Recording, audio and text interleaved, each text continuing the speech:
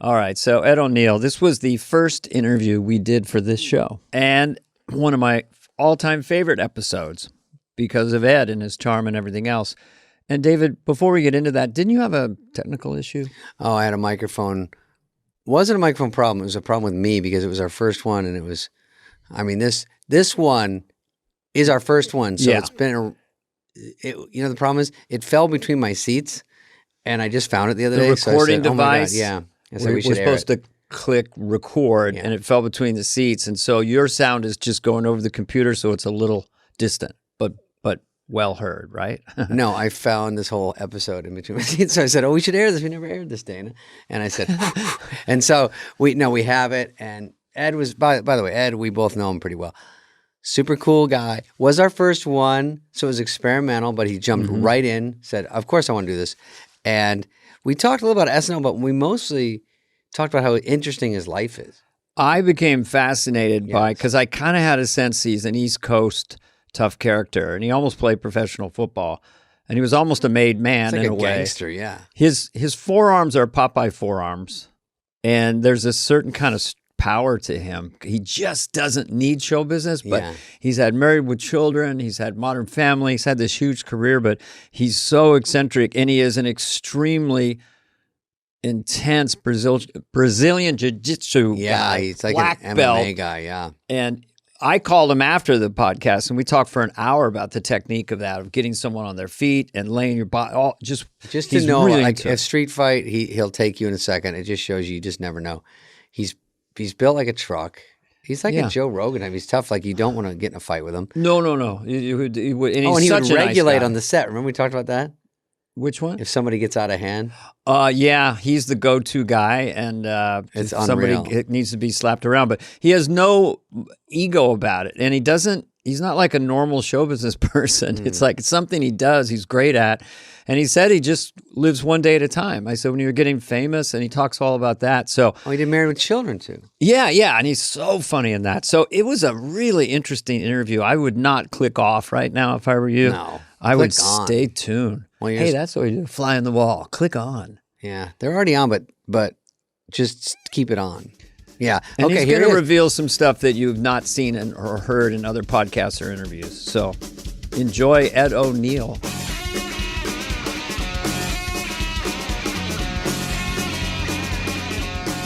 By the way, first of all, I want to hear Ed's story of when he met Lorne before the show alone. That never happens.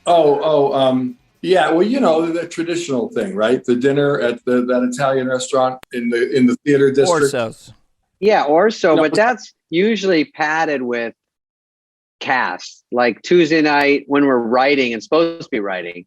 No, this was like Wednesday or Thursday, and he wanted to have take me to dinner, and bring your wife along. Mm-hmm.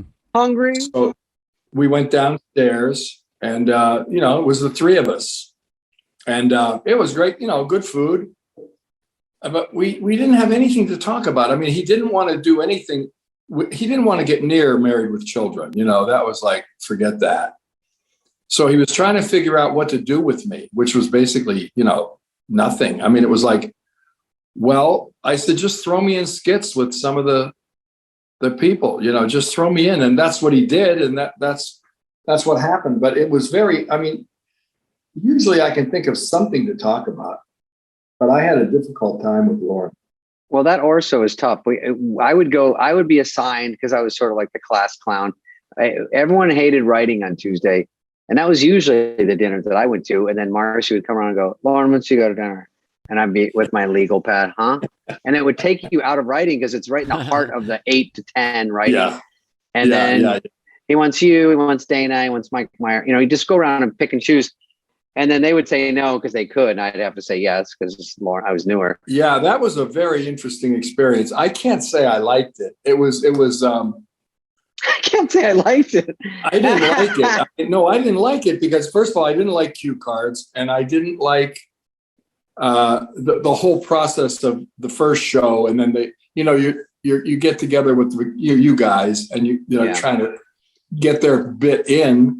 And you hate to tell them, which one do you like? Do you like David's better than Dana's, or Yeah. And you're what? Luckily, they do that behind closed doors. They take the host just for the people at home. By the way, I wasn't on when Ed was there. I don't think. I think Dana was. I was. You did Wayne's World with us. That's right. That's right. Oh, yeah, I did, and that wasn't so bad. And that crushed, and then we that and destroyed. then I did a thing with the girls. You know, I forget which ones. The Sweeney sisters. Yeah. Exactly. Really? Yeah. Jan Hooks, Nora, Jan Doug. Hooks. I actually thought they were funny, very funny. Yeah, and then Sweeney Sisters is funny. I like that one. Yeah, and then I did something with I can't remember them all. I mean, it was Lovitz was around. Well, did you do last a season? penis sketch or no? Is that a rumor? No, we did a thing on the Tyrant that was in what country? You know, oh God. Yeah, so it was Noriega. Was I the church lady in that? And no, it wasn't Noriega. It was. Oh no, it wasn't Noriega. But Lovitz played the dictator, right? No, the dictator was dead in a coffin, and we were standing over. Oh, okay. And I'm getting warmer. Everybody was pretending they were upset, you know, with this murderous, you know, fucking guy. It was actually kind of funny. I mean, it was. But I just felt like an 8-ball, you know, like, why am I here, you know? And I think I was just there because Mark said, put him on the show, you know? Yeah. You're famous. That's your fault. And he talked like that when he was 28. Put him on the show. Mark. He's a good guy. Mark's you know our what? manager. One of the reasons, in a philosophical, quasi-serious thing, is that I don't know if SNL was unintentionally sometimes a live reality show, because you're taking Wayne Gretzky and saying, hey, do 10 live comedy sketches, hockey man, with cue cards and no rehearsal. The one that, because I hosted it after being a cast member, and it was awful. You're just in so many things. You're pulled so many ways, and it's just a blur. But so you could feel better, Ed. I've been in the slats during the commercial break and seen Michael Jordan, the Michael Jordan, kind of like... okay, what are we going to do here? You know, I said, just look at the card. I mean, Christopher Walken ignored the protocol. So when he was first hosting, I'm the church leader. So I'm looking at him. He never looked at me. He just looked straight at the card and never moved his head and read it directly off the cards. And it was perfect. You know, he was on the week after me. He came in. Remember, you tell that story. I wasn't there, but. You know, when Lauren asked him if he had anything he thought was funny, the thing about the Bears are funny. Likewise, Bears suits. Bears are funny, and Bears as well. And if you break it down, it's brilliant. His brain went a bear. It's funny, circus bear. Oh yeah. But a guy in a bear suit is funny as well. But I remember when he came in, he goes, "Side O'Neill. Never look at the cards. Just look at them the whole time. Never move your head." Well, he had that brilliant bit about Mr. Belvedere, whatever that was, that guy. Right, walking around. Was that the Continental? Yeah, Mr. Continental. I thought that was great. Point of view. Yeah. Yeah, but Chris is he's great. He's out there. I did a movie with them years ago. I did Dogs of War with Tom Berenger and Chris Walken, and I was one of the mercenaries, you know, and it was fun. It was fun. Listen, he's sweet. He's just so different, Chris. I love the guy. Do you have time for a quick story, Ed? I'll tell you when you're done with your story. Yes. I had a thing with Chris. I was on my way to play handball at the West Side Y, West 63rd, and it was like a Monday. All right. So 11 a.m., he's coming down the street, you know, with that hair and the coat, you know, and he's the big strides. And I had just read a review. He had been doing Hamlet at Stratford, and he got pretty good reviews. I mean, the play itself, they said, you know, it's not great, but he may have a Hamlet in him. So and I had done Dogs of War with him. So we stopped each other, and he said, you know, we're dark today. I'm going to go get a drink. You know, why don't you join me? I said, it's 11 a.m. I have a handball game. Well, all right. I said, I just read the reviews. You did pretty well. He said, you know, when you do Shakespeare, you got to do that thing, you know, that thing for them. You know, the critical faculty, they like to hear the thing. I said, oh, yeah, right. You know, what's he talking about? What thing? What thing? He said, yeah, but I refuse. I won't give it to them. fuck them in their asses. And do I not look Danish? I said, you do look Danish. There you are. There you are. Fuck them. And away he went. And away he went. He was just, he was just a free spirit all the way around. He was, I loved him. Yeah. And Joe Pesci was the same kind of interesting character off screen. Because I remember him telling this long story. He goes, you got to know, when do you want to fight? When are you going to fight? It's just a non sequitur. I say a sugar bowl across the nose. I knew Joe from that West 63rd Street Y, Yeah, and he would so he was a tough guy. He was 5'2", It wasn't a difficult step to play New York gangsters. No. I don't know what the fuck I'm going to do playing a tough New York gangster. Look at me. No, I always said that about those guys. I said, thank God they weren't born in Cleveland or, none of them would have worked, but because it was New York, they're doing the New York thing. Yeah, I did dinner with Pesci, and we did a movie together, and then he either I was with him or he did this on his own, or this is a total lie. But he was sitting and he was telling me what he doesn't like, because he goes, I don't like autographs, I don't like all that shit. And I go, yeah, and then he goes, this guy last night at dinner goes, hey, Joe Pesci, at the other table, which we all get, hey man, and he go, hey, and then he goes, hey, come here, to the table, come here.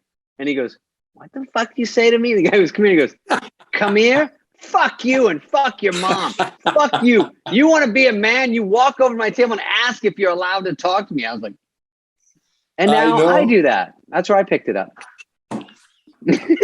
What am I, like a clown doing? Exactly. It was like that. Exactly. How am I funny? How am I fucking that was great. funny?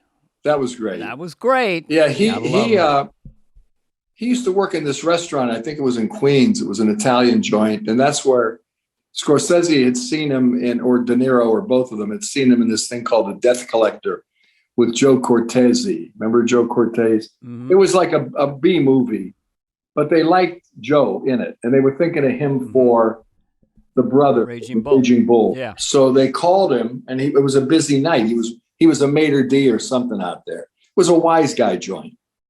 Go figure. Love it. And he said, who is it? He said, it's Bobby De Niro. Yeah, tell Bobby, go fuck himself in his ass. And then he kept working. Everything's in the ass. Yeah, he called him back. I remember being at the Columbus Cafe with Lovitz, and we were just fresh off the boat in New York City. And we're there with all these Goomba guys, right? Yeah. And Paulie Lovitz Herman, all those guys. Yeah, and his friends. And Lovitz says to one big guy, he goes, what do you do for a living? And the guy goes, what do you want to know for? What do you want to know why I fucking do for? John's like, sorry, the fuck is it to you? I didn't know. Oh, man. I was in, there was this Irish bar restaurant, Jimmy Neary's, on the east side, like around 59th or 57th, I forget. But I used to go in there sometimes. And it was a lot of these detectives, retired detectives hung out there, mostly Irish. And I was doing Big Apple for David Milch. And I was partnered with this young actor. So we're in there with a bunch of guys, and this one cop was driving us around. He was a retired detective. And he says, we're just talking. He says, you see that guy at the bar over there? That's his driver. I said, Jimmy Coonan, the guy that was he ran the Westies. Yeah, well, he's doing life, but this guy was his driver, this prick. I don't like him. They used to go down to this. And anyway, the guy's at the bar smoking. He just got out. And I look around, and my partner, this young actor, is over there because he also liked to write. He's chatting this guy up, at the bar. And I thought, oh, that could be a big mistake, So I kind of went over, and the guy knew me because, I was there. I used to live in that area, a Hell's Kitchen that was called Clinton at the time. And he says, hey, hi, Ed, how are you? I didn't know him. I said, good, what's up? I said, Mike, our food's coming. Apparently he had asked the guy, listen, I heard you drove for Jimmy Coonan, and, I'd like to maybe write something. You could help me out. We'll write a thing. It'll be great. And the guy's smoking a cigarette. He's just looking at him. And he says, that was a long time ago.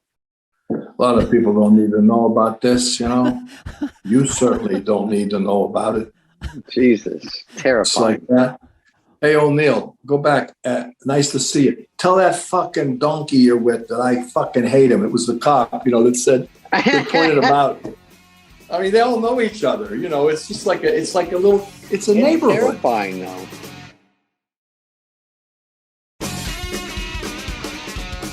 I just was so curious about, you know, you being trying out for the Pittsburgh Steelers. Yeah.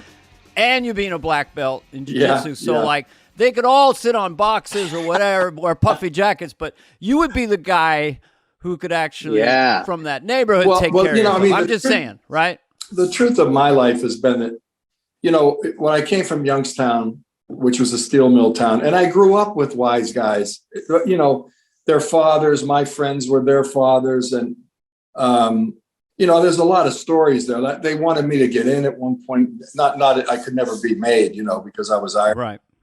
But they wanted me to hang out. And, you know, after I got cut by the Steelers, they wanted me to, you know, strong arm a few guys. I always said no, because I said, I can't go to jail.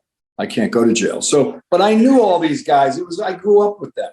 At your peak physicality, like with the Steelers, I mean, how much did you weigh? You're like 6'2", and like what were you? I was like 6'2", what was your... maybe 225. 35.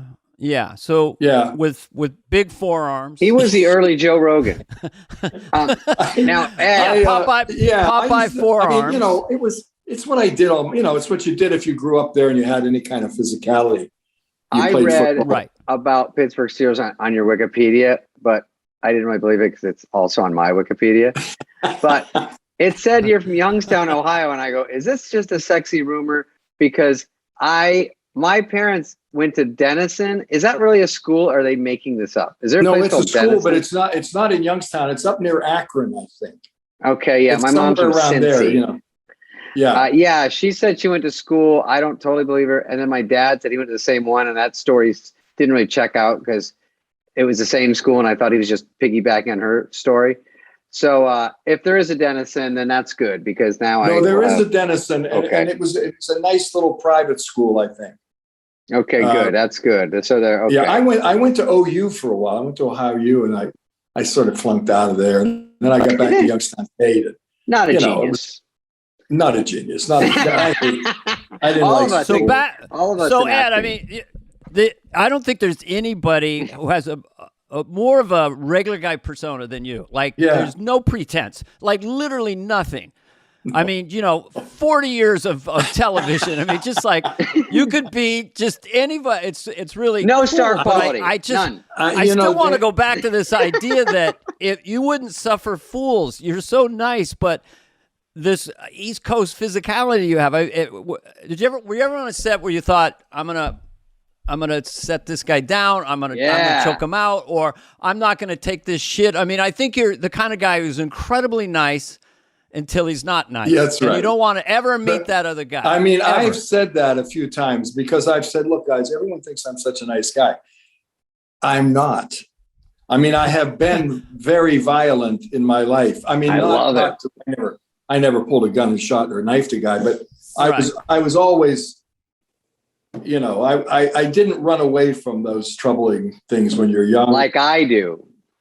I run away from everything. Like most people should, David, you know. Yeah. I mean, I'm honestly lucky that didn't have a lot more trouble than I did. I'm what's known on the streets as a colossal pussy. You fought with your wit. I fought with money. I made friends with a guy named Steve Lee in 5th grade, the big kid. He was my enforcer. You know, I had my gang. Yeah, I was kind of that guy for a lot of. You would have been. I would have been your best friend. Yeah, a lot of my friends is Irish. They needed a little help every now and then, and I was always happy to do because I always disliked bullies. I had a thing about bullies, and I had a little routine I used to do in bars, like. You know, if somebody, I mean, I'm making this up, right? But someone comes up and says, "Hey, you got a cigarette? Give me a cigarette." You know, not nice, and you got it right there, you know, on the bar. And I'd say, you know, how many do you want? Give me a couple then. I said, okay. Here you go. You got a match? Yeah. Can I light it for you? Yeah. And I'd just be like I'd act like I was afraid of them, and I just draw them in, you know, draw them in. give them more room, give them more space to feel like they for their got tough me. guy routine. And I'm just waiting to drop the hammer on them. Mm. I would just get an angle. I'd move over, get a little angle. We're sitting on bar stools, so you get a little angle. Love it. And then you might say, how's that cigarette? Is it good? And then I point in and boom. Oh, Jesus. Jesus. I just wanted to do it. I love the side of you. To do it. But Ed, let me ask you a question. And I put David in here too. We're kind of scrappy. We have a lot of anger. We both had really weird childhoods. Well, your comics. And I'm Irish. And I do think that the Irish brain, I don't know, the gangs of New York, the Irish gangs, we're suicidal if someone pushes like, do you want to fucking die right now? You know what it is? You know what it is, Dana? I think is that about? Borderer thing. Where we come from, the DNA, the Scotland, Ireland. That's me. They're living up in the, they don't plant. It was all limestone, so they had sheep. Yeah. You could steal sheep. You can't steal apples too well. Yeah. So they were always that. That's all those guys that went down into the Ozarks. Those feuds. The McCoys, and they were all from there, and they murdered you not for any kind of like you robbed me, you insulted me. Now I'm going to kill you. No, I'm going to kill you, man. You insulted me. Yeah, I have relatives in Ireland right now, and talking to them growing up, my wife's nephew, boy, he's just fighting every day in Dublin. Street poor. I mean, that was part of the reason I finally left. I mean, no, it's a whole long, crazy story how I started doing acting, but I needed to get out of Youngstown because, I realized I'm going to die here. I may die violently here, or I'm just going to die on the vine, in a bar drunk someplace. And right. So I realized I had to get the fuck out of there because it was at the time, I didn't really realize how dangerous a place it was. It was a very dangerous I've been there. It's terrifying. You're like, I got to get out of here to a different bleak town. Blue collar tough. And no matter where you go nearby, it's the same thing. Steubenville, Akron, Canton, Massillon. It's all the same thing. You got to get way the hell out of there. I'm there and I hear a lot of, hey, sissy boy. I'm like, oh, me? But I was there to do a gig. I played a casino there. And, Ed, this might be a little heavy, but when I played Youngstown, it sounds sort of elitist, but when you do a casino gig in some of these towns, I didn't really notice it, but sometimes towns aren't doing well, and there was a lot of boarding up, and then you get to this beautiful casino, and all you think in your head is, this is where all the money's going. Like everyone gets a check, and they go to the casino, and it's just like, fuck, I'm part of the problem. I'm playing the casino. I don't know where I'm going. I'm in Youngstown. I go, oh, my parents are from here, allegedly.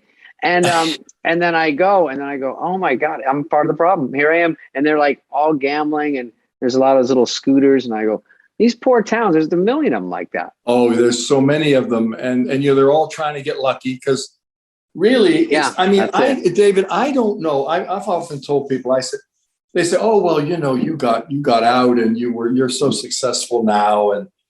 And I said, I'm so lucky. I mean, I don't know what my odds would have been. I didn't even get to New York till I was 31. When I was cut by the Steelers, my father said, you're going to try what now?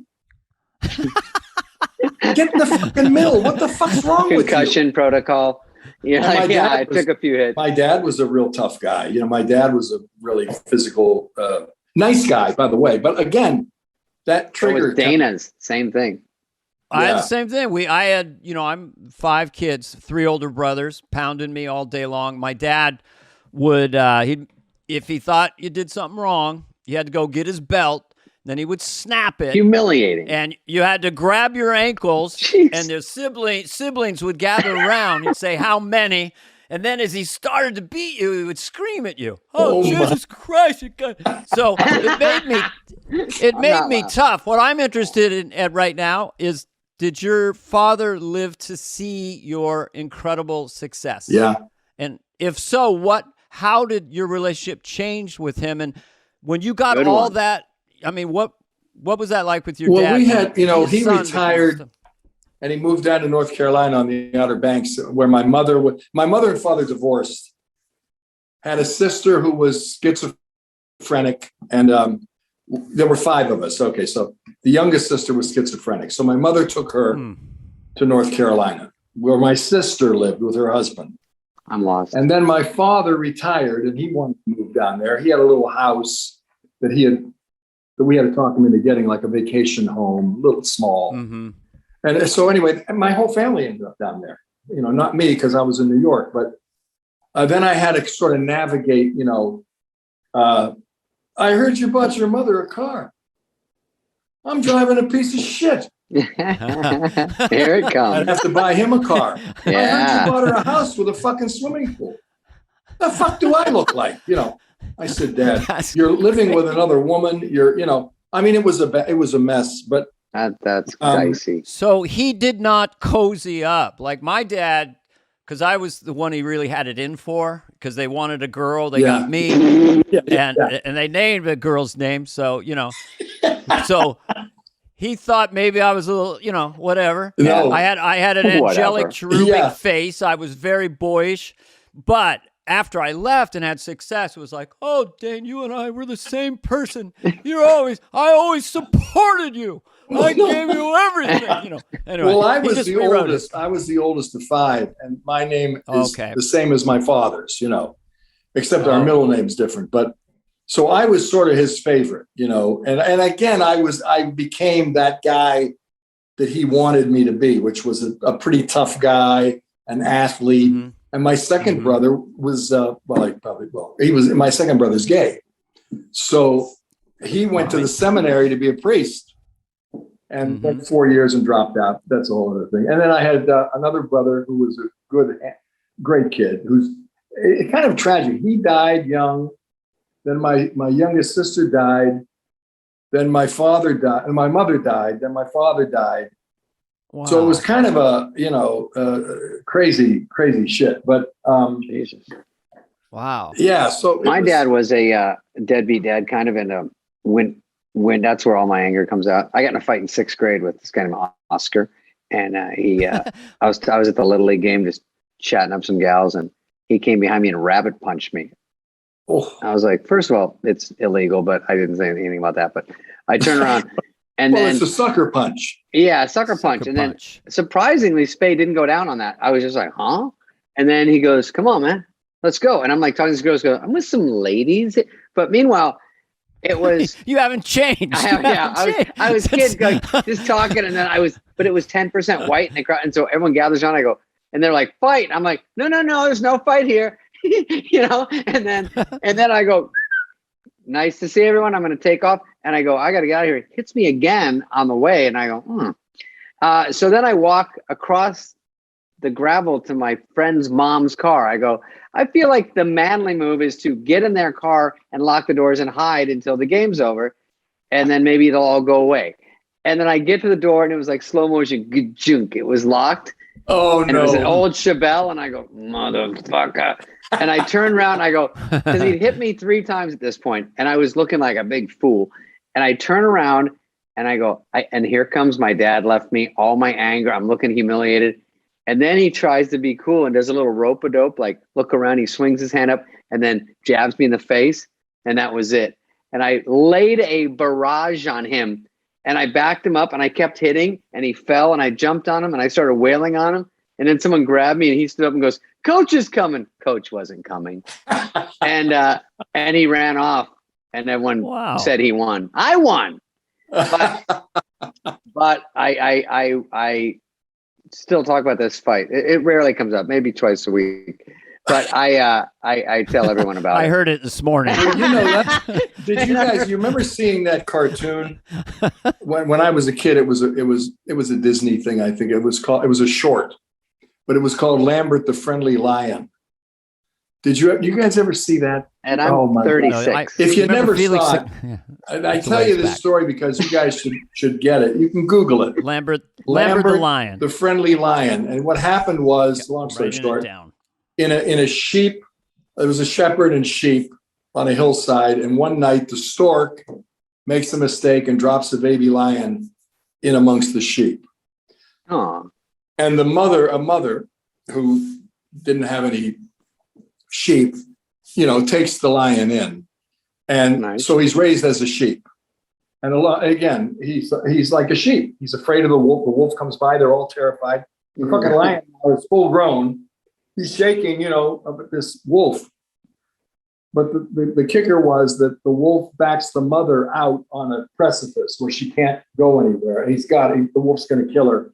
And all of a sudden you hear this fucking roar just behind the wolf. Yeah. And the wolf's hair goes up, and he turns around. It's this salivating fucking killer male lion, It's just great. It's just great. It's like that. That's what that was me. That was you. You got pushed to where, you'd rather take a beating. Like my father used to tell me when I was a kid, look, if you get pushed into it, never back down. It's better to take a beating because the beating will heal. The back down thing will never go away. My dad told me there's some shit I won't eat. And he goes, believe me, Davey, I eat shit every day. I eat shit at work. I eat shit at home. Your mom gives me shit. And he goes, but now and then he goes, I can't take it. And he goes, that's what happened to you. You couldn't take it. And I go, your father was quite a character. Those stories on your dad. Yeah, they're so hilarious. And that's why that's one thing I go, thanks, Dad. Meanwhile, you're probably the reason I got beat up and I'm a pussy, but thank you.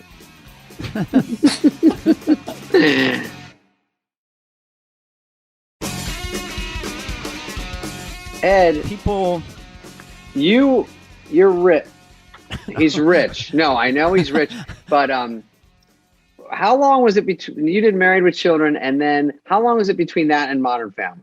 Well, it was 86 to 96 and a half or something like that, and then there was that interim where I did like Dragnet. I did Dragnet. I did the 2 series with David Milch. I did Big Apple. I did the surf movie, the dysfunctional surf family down in San Diego. Do you think? I think he's got Bezos money now. I think it's more like you're going to open a rocket ship company because all that first pile of money and then another pile of money. Well, I looked at it because I had to add it up. You had to add it up. Because I think it's a Guinness Book of World Records, probably 459 episodes between Married with Children and Modern Family. And my question for Ed is, when you dream, do you dream as Ed Bundy or you dream as Jay Pritchell? I don't dream as either one. But the funny thing is, I remember when that happened, and I got a phone call from one of the news agencies. I didn't know about it. And they said, you just eclipsed Lucille Ball's record of shows, for her, how many she... Of mugging? She had done playing it too big? Whatever it was. I was like one above her. And I said, okay. Okay. And they said, what do you think about that? I mean, isn't that amazing? And I said, well, it probably should have been a crossword puzzle question. But you're not saying I was better than Lucille Ball, are you? You're saying I did one more show. At present date, I've done one more show. So yeah. Did you? I mean, say the pilot or the first episode of Married with Children. Yeah. And this is your first big star of the show. Yeah. First. I love that show. It's so loose and weird, and you're all great. What was the guy who walked off that show? I mean, how much did you change, like as an actor or performer, or you got wealthy, you got famous? I mean, that's such a tsunami in a life, and you're married, and I mean, it's just it's intense. I mean, were you nervous during the pilot and stuff? It kind of like was it kind of happened in waves, like the first 3 years, I think we were just trying to survive. We couldn't believe we were going to be on another season because they would go, yeah. And then they slowly started picking us up for I don't know, 5 years, I think was the biggest pickup. And then I thought, well, that's good. I mean, we don't win anything, but we're running, we're running and we're keeping Fox in the black, which was kind of good for them and us. And I just thought of myself like, wow, this is really luck. This is lucky. And I never thought much about it. Honestly, I wasn't, I always have this kind of like one track thing where it's like, what's this week? What are we doing? Let me see the script. Okay. Right. What's next week? I didn't even, when I got that, I never thought about it much. I don't know why. It starts out very humbly, doesn't it? I mean, did you kind of break even your first year between housing costs? Well, I mean, what happened SNL, was you just I wasn't making it. I think I was making SNL. You never make money. Yeah. 12. I think I was making 12.5 an episode the first couple years, and then I met with Bernie. I met with Bernie, right? And Bernie Burstein, the famous talent man. Yeah, and it was Jim Wyatt, because I was with ICM, and Jim Wyatt arranged this thing. And I said, you know, I don't want to be impertinent, but what do I need you guys for? You know, I've got a show. I've got a show that's running, and then you leaned over and got an angle on Bernie. And why do I have to pay you now too? I've already got the show. And Bernie, you know how Bernie was. You know, it's a good question. He said, you know what though? What if I told you that the next door neighbor is making a lot more money than you are? Would that surprise you? I said, yeah. It would. Well, Bernie was pretty honest. He came out in the press and said, anybody who gives 20% of the salary away is out of their fucking mind. Yeah. And Brad Gray had to meet with him and go, Bernie, we got to take it easy with this stuff. Yeah. And Brad was in the room. And then I think the upshot was Bernie said, okay, this is the deal. You come with me. You're going to make a shitload of money. You're going to have a good time, and I'm going to teach you the business. And I said, you know, I was doubled up. I mean, there was my agent. Yeah. And I said, well, here I am. I'm given to him. Mm-hmm. So I said, sure, fine. And I always said you can make a shitload or just a load. Well, I never felt they knew what to do with me, ever. I mean, I every job I ever got with them, I basically got on my own. Because, because what I mean is that they do creative management. No, what I mean is it was like you guys had shows that they created for you, right?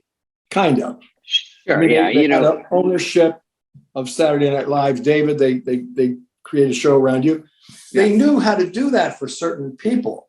They just didn't know. I don't believe they knew how to do it for me because they didn't really know what I was. I wasn't a stand-up comic. I never did stand-up. I wasn't even a comedic actor when I got Married with Children, although I had done comedy in the theater. But they didn't know that. Yeah. Mm-hmm. And so they didn't know what to do with me. I don't blame them, by the way. It's like I'm like a difficult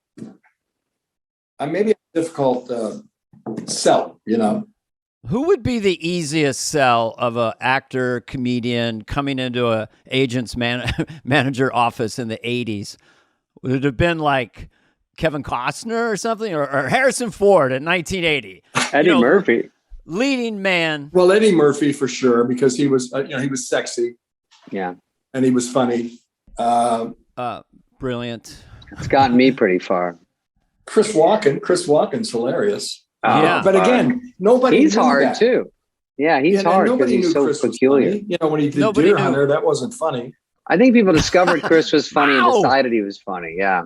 Yeah. Mao. No, I was the same thing. I wasn't a leading man. I don't know how to act. I'm kind of funny. Where do you put me?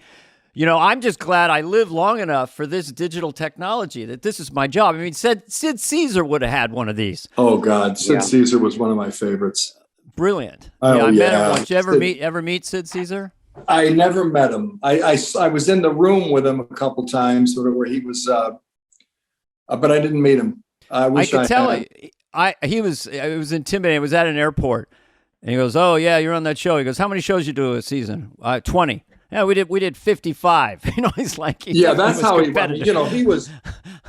I don't think he was any day at the beach, and he was a big, strong guy. I love that term. He was a big, strong guy too.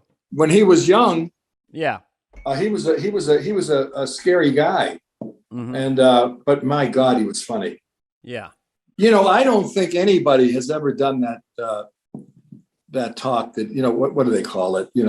Where he speaks in a language and it's not a language. Oh yeah, the fake. No, he's hard to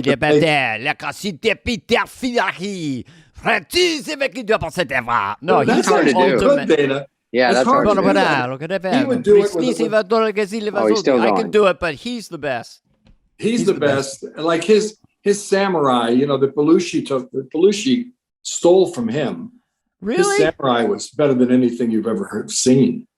Did you ever see him do the samurai? Oh, he was doing the whole like Belushi did and Oh. all that. Oh. Wait, well, that's where Belushi got it from, Sid Caesar. Oh, really? It was insane. And his Italian was the best I ever heard. His Italian was, it's fantastic. You can actually Google Sid Caesar speaking 4 different languages at a Bob Hope. They're honoring Bob Hope, and he gets out and starts in French and then German and then Italian, and then he ends up with the Japanese. It's phenomenal. Yeah. And he was the first too. I mean, right up there with sketch. I read his book. I don't know if you saw his book. It's okay. It's not great, but he talks about Ed's at the end of it. Well, no, I mean it's okay. And some of the stories were good, It's but all right. He was good with the accents. Maybe not. He so was much good with the right. accents, not but he said with at the verbs end and adjectives. he was sober for a long time, and his wife said, now that you're sober, we should travel. You're retired, and he said, well, where? I said, how about Australia? He said, yeah, I've always wanted to go there. And then he came to find out he had toured Australia. One point in time, he was so fucked up, he didn't remember he was there. I'm just interested in bitterness in our business, like how to avoid it. Because I work with Mickey Rooney, who was the most bitter human being I'd ever met. Mickey too. Yeah, I worked with Mickey. So bitter, right? What year did you work with him? I worked with him. He came up to me the last time I saw him. I was at Malibu. What was that restaurant? Tratanoy. Yeah. Sitting outside with some friends, and he came over, and he said, I'm trying to get a fucking show off the ground with Debbie Reynolds. She's got the hotel in Vegas, done very well for herself.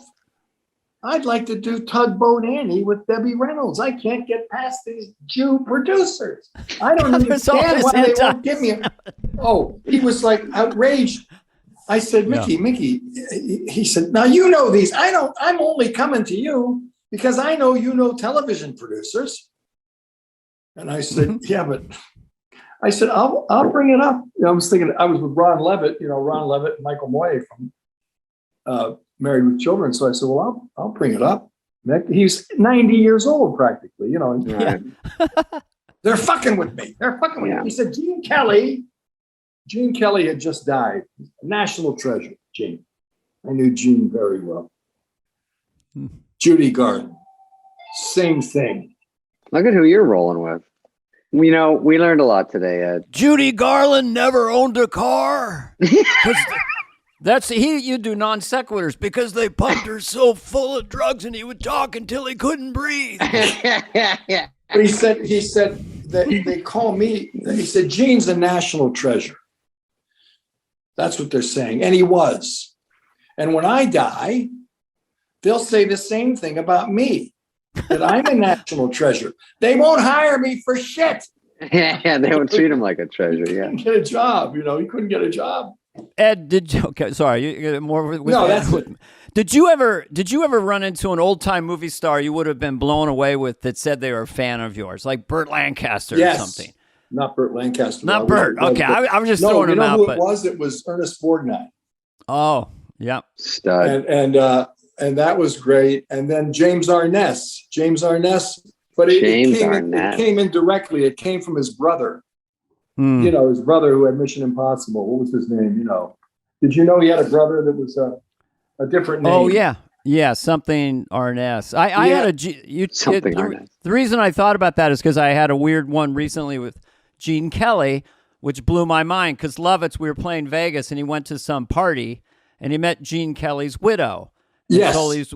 As John says, and she said, make sure you tell Dana that Gene loved his Bush impression. He'd tell everyone to be quiet when Dana was on. So just the idea that Gene Kelly knew who I was saying my name out loud, be quiet, Dana's on, blew my mind. David? Well, yeah, I was at his house one night, Dana. I was invited. This woman that I knew was friends with his wife. I can't remember her first name, but she was quite a bit younger, as you know, right? Yeah.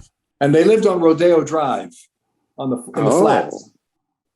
So I went because I thought I want to meet Gene Kelly. So I go, And you know how it worked. They would have like once a week, she'd have dinners and invited various people to amuse Gene, you know, to like, you know, keep him active mentally. And he'd be upstairs and they'd have the cocktail hour, and then he'd come down with a big long dinner table. And so I was introduced to him along with, you know, 15 other people. And he had no clue who I was. But he said, O'Neill, Irish. I said, yeah. Where are you from? I said, Youngstown, Ohio. Youngstown, Ohio. Yeah. Well, you know, I'm from Pittsburgh. I said, I know that, Mr. Kelly. Yeah, well, I was from Pittsburgh. I used to play these gangster clubs in Sharon, PA. I said, oh, yeah, I had a girlfriend once that lived in Sharon, PA. I used to drive down there, you know, 3 or 4 times a week. He said, Sharon, you drove to Sharon? The fuck are you telling me you drove to Sharon? Sharon's 150 fucking miles from Pittsburgh or from Youngstown. I said, no, it's just over the line. It's like 10 miles. Jesus, this fucking kid, he's from Ohio. He's telling me where Sharon, Pennsylvania is. He was mad. and I'm at the other end of the table. So, I mean, he's going over everybody else to, you know, to tell me what a stupid asshole I was. So I finally said to him, well, maybe there's 2 Sharons, you know. There's not 2 Sharons. God, he won't let you off the fucking hook. I'm going to make this short. He stopped. I love this. He talked about a lot of other things, you know, Fred Astaire, great stories, phenomenal stories. You know, the guy knew everybody, the popes, you know, the whole thing. So at the end of the evening, he was very gracious now, you know. He walked everybody out to their cars, valets, and now it's my turn with my friend. And he says, he was calling me Irish now, you know. Hey, Irish, you got off on the wrong foot, but you know, I like you. I like something about you. You know, you're all right, Youngstown, right? Irish. I said, yeah. Come back anytime. Anytime you tell so and so. Okay, I go home. And I had an assistant, and I said, get a fucking map, a scale map, Youngstown to Sharon, PA, and make it very clear and mail it to this, or hand delivered to this address on Rodeo Drive. So he did. 2 weeks go by. I thought this was a bad move, you know. And then I get a hand delivered note. I've got it right here. You could actually show it. Well, I could show it to you. Oh.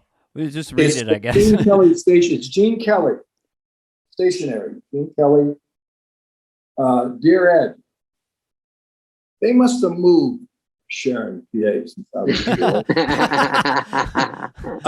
And I'm, you know, I got it. I love it. He said, "Listen, the Rolling Rock, which is a beer in Pittsburgh, the Rolling Rock and the Humble Pie are on me.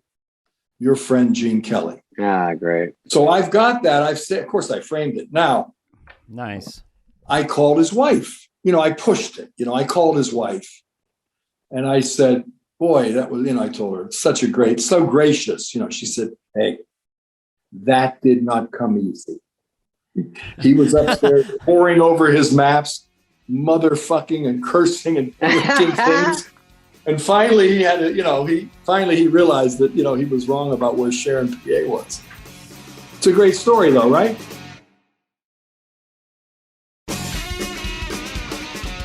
Yeah, well, I think that what I'm getting from today is behind the scenes, kids, people who want to get into show business, everybody behind the scenes is basically a guy who talks like this. What the fuck's the matter with you? Yeah. Get over here, you son of a bitch. Yeah. Even Gene Kelly singing in the rain. He's like, what the fuck? Get Everyone your head out of your ass, you prick. Exactly.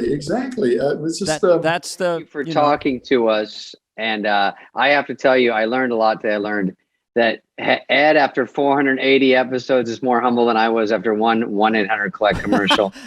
And he's a tough... take away, Ed is nice until he's not nice. Yeah. And you never want to meet that guy. That's my takeaway. Well, that, you know, I mean, look, now, who knows? I mean, it's like, you know, I'm to an age now where I better watch myself. But Yeah, I got money on you. Yeah. Don't worry. Yeah, it was just the way it's just the way you grow up. You just grow up a certain way, and that's it. That's awesome. I'm going to start recording now. Yeah. Because we're so warmed up. Well, let's really start it. Ed, thank you, and I think this will make a good 8-minute show. All right, bye guys. Thank you very much. See you later, guys. Hey, what's up, flies? What's up, fleas? What's up, people that listen? We want to hear from you and your dumb questions. Questions, ask us anything. Anything you want. You can email us at flyonthewall@cadence13.com. Hey, David, we get letters, as you know, and fans of the podcast like to ask us questions. This is from Robert Prince. Hey, guys. I've always loved the SNL opening credits montage and was wondering what your memories are shooting them. Do you have any say in the location or what you'd be doing during your part? Thanks, Robert in San Antonio. So what was your little video thing? I thought this question was about my vintage OP jacket, but... On sale now, wherever you find your jackets. Wherever you find overpriced jackets. I like this because the opening montage, it's always been pretty much the same. They pick a theme. It's always a night shoot. You don't care because you just got an SNL and you got to pick out what to wear and all. I wore my own shirt. Sandler looked cool and I used to always bust his balls because he kind of turned to the camera and goes, I go, no. Does a little, yeah. He's like, hey, what's going on? What do you got going? And when I come, I'm like this, showbiz. I was like John Bonet. I really gave into it. But you do a couple. So he put me in front of a bar or something with lights. Jim Signorelli probably, right? Jim Signorelli probably. I had to just run around a corner and kind of run down a stairwell near a Subway or something. Oh, is that yours? And then stop on a dime. And then I don't even know if I looked up or anything. I think we're just playing it like Cinema Verite. Yeah, every year they did a different type of theme. So yeah, I was an action figure. Mine was you were kind of what's going on around town because we had like 22 guys to cover. So weren't you sitting on a bike rack and then you just turned to camera and go a thumbs up? No, I was in the basket. Ring, ring, ring, ring. Dana pops out behind me. And Dana Carvey. You were like E.T. You were in the basket up front and I was riding the bike. Yeah. E.T. It's sort of like as in like Gilligan's Island, they go, Dana Carvey, Dennis Miller, and the rest. And then it's all of us. Island. Yeah, you know how they fucked the professor and Mary Ann? Oh, yeah. It used to I remember Mary Ann. Professor Ann, Mary Ann. I'm Thurston Howell III. I can't believe we're on this island. What was that guy? It. Oh, he was great. Someone told me there's only like 12 episodes. I go, no fucking way. There wasn't that many, though. Bob Denver would not sit down for 12 episodes. He wouldn't do that jack dandy shit. was going to, that was a great show. I love those 60s I sitcoms. Loved it. It was so simple. Damn it.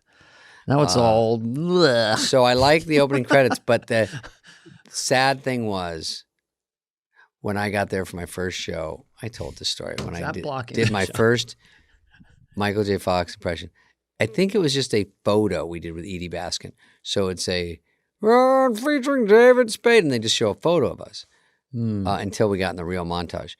But I did it, and they forgot to put the photo up. I can't wait to yell at Kenny Among because all we do is say what a nice guy he is, and he's the best guy in the world. But I know he feels horrible because, David, I forgot. So they didn't put me in, so no one knew it was me doing it. So at the beginning of the show, my one time to be, and it didn't happen. And then the next year, I think I did the video opening. There, that's all. Well, Lovitz was giving me a tour because he was on Saturday Night Live and I got on Saturday Night Live. So we're walking around 8H and here's where you get your changes and there's the stage. And Don Pardo was there that day. And I was kind of nervous just seeing him and everything. I know I might have said this before, but John goes, say his name, Don. Say it. You know, what do you mean? His name's Dana Carvey. Say it. You know, I go, John, he doesn't have to do that. So then he does go, Dana Carvey. Yeah. You know, and it just gave me chills. I broke out into a cold sweat and I fit myself in a little ball and started sobbing. You got yourself into a shoebox, I heard. You curled and the curled. nerves of that show, man. Oh. The noise. Just walking in there just gets you tense. Oh, you walk through there. It's like walking through the high school you went to on a Sunday beat up afternoon. every day. Seeing all, well, yeah, you get shook down. They put you up against the wall and give me your lunch money. And then our coach said, just start swinging. I don't care how big the guy is. Don Pardo once stole money from me and pushed me down and said, "Don't tell Lord. I want your lunch money. Come here, you little pussy. You got more than that. I know what you get here. I'm Don Farnham. And I'll fuck you up. I'll fuck you up. And drop your trousers, David. Okay. Sorry. Thank you for that question. Sorry, now I'm going blue. I don't know what love that it. means. We're going to get sued. We're canceled, sued. OP jacket. This has been a podcast presentation of Cadence 13. Please listen, then rate, review, and follow all episodes. Available now for free wherever you get your podcast. No joke, folks. Fly on the Wall has been a presentation of Cadence 13. Executive produced by Dana Carvey and David Spade, Chris Corcoran of Cadence 13, and Charlie Finan of Brillstein Entertainment. The show's lead producer is Greg Holtzman with production and engineering support from Serena Regan and Chris Basil of Cadence 13.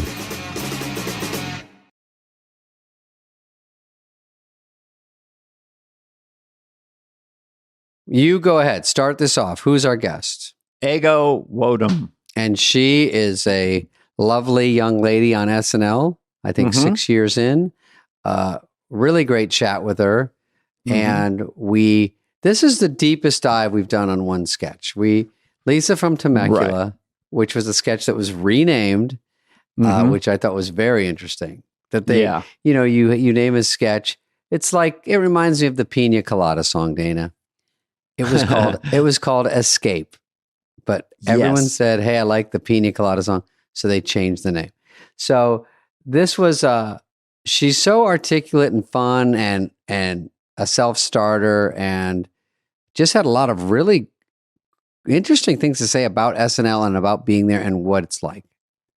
Yeah, this was the most. She takes you on a ride that we've done before with other guests, but there's these emotional tipping points, and she talks about just how the whole arc of being on Saturday Night Live as a cast member is just, can be topsy-turvy. The sketch is cut, or it's in, or the host dropped out, or whatever it is. And she really is very honest. She's very, very talkative.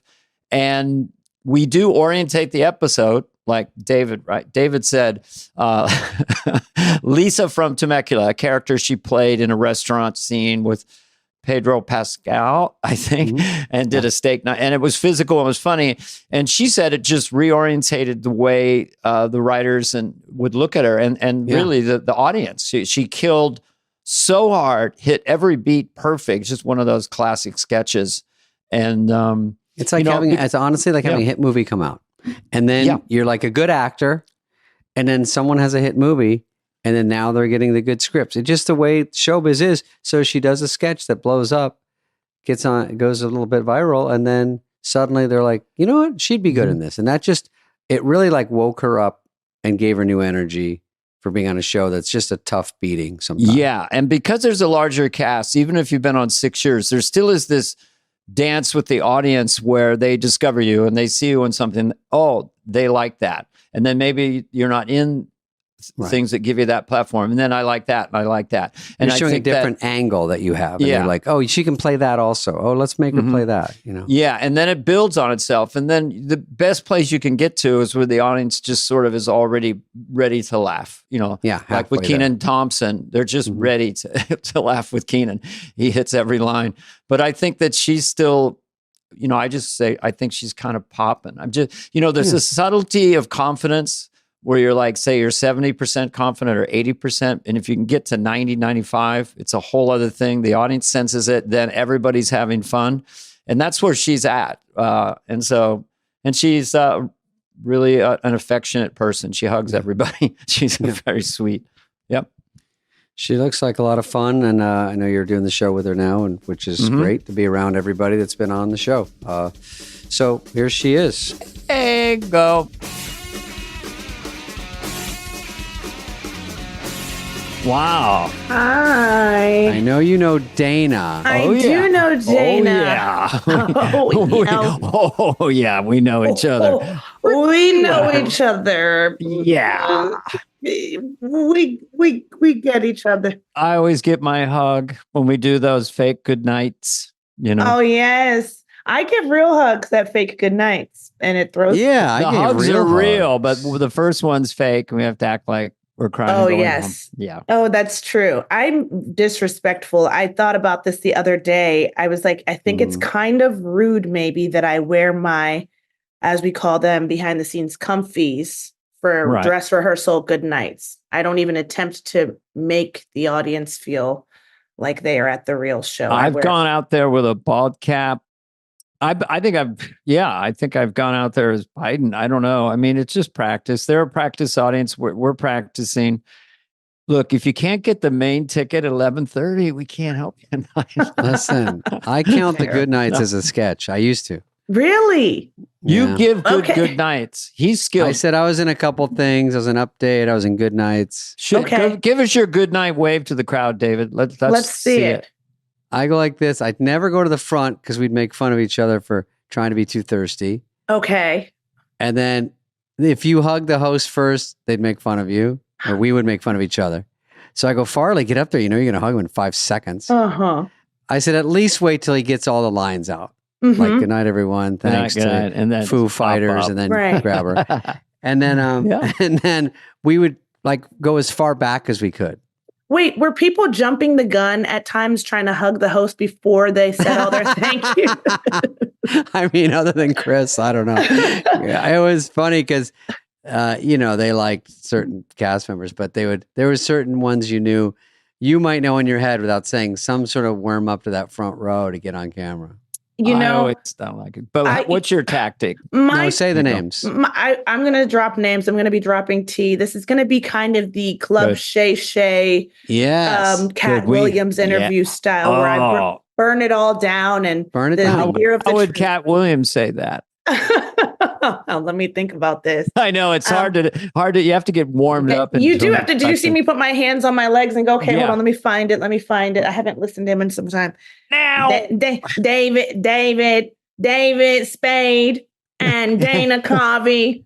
I'm trying to tell you something in there. Something. Yeah, it's kind of nasally. it's very cool. So they don't tell you. I told him when I golfed with him. I've only met him once. We golfed, and I go, last time they made me play from the pro tees. He goes, "You're David Spade. They don't tell you to do nothing. You tell them." That's kind of something good.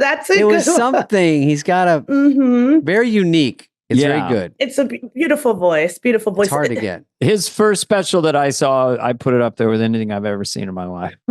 He's pretty incredible. Also, to have made that interview, I was reflecting on that interview as recently as yesterday because I got the I won't say dreaded email, the email about which episode would you like to submit for contention for this award nomination. And I was like, and so I was looking through, I kind of arbitrarily picked, but I thought about that sketch I got to do. And I thought about that moment where he did that interview and helped the podcast blow up. I'm not going to be able to do that for you here today, but David, it is nice to meet you formally because it's very nice to meet you. If only we could hug on stage behind a host. I would run up to you because I have no shame anymore. Back then, shame. Yeah. No shame. Well, yeah. Also, you got it. Some people are not in any sketches. Was this a thing back in the day? Not in any sketches because that's just the way the cookie crumbled, and then you're at good nights. It happened. Not in my I would early refuse days, to go but and think it would really turn the show on its lid. Like if Lauren finds out, because they'd walk around knocking the door, good nights, like Marcy Klein, our talent person. And then I go, I'm not going. As like I'm standing up against this establishment. And then I thought Lauren would be tossing and turning in his sleep or couldn't have fun at the party because of that. Absolutely unbothered. No one noticed.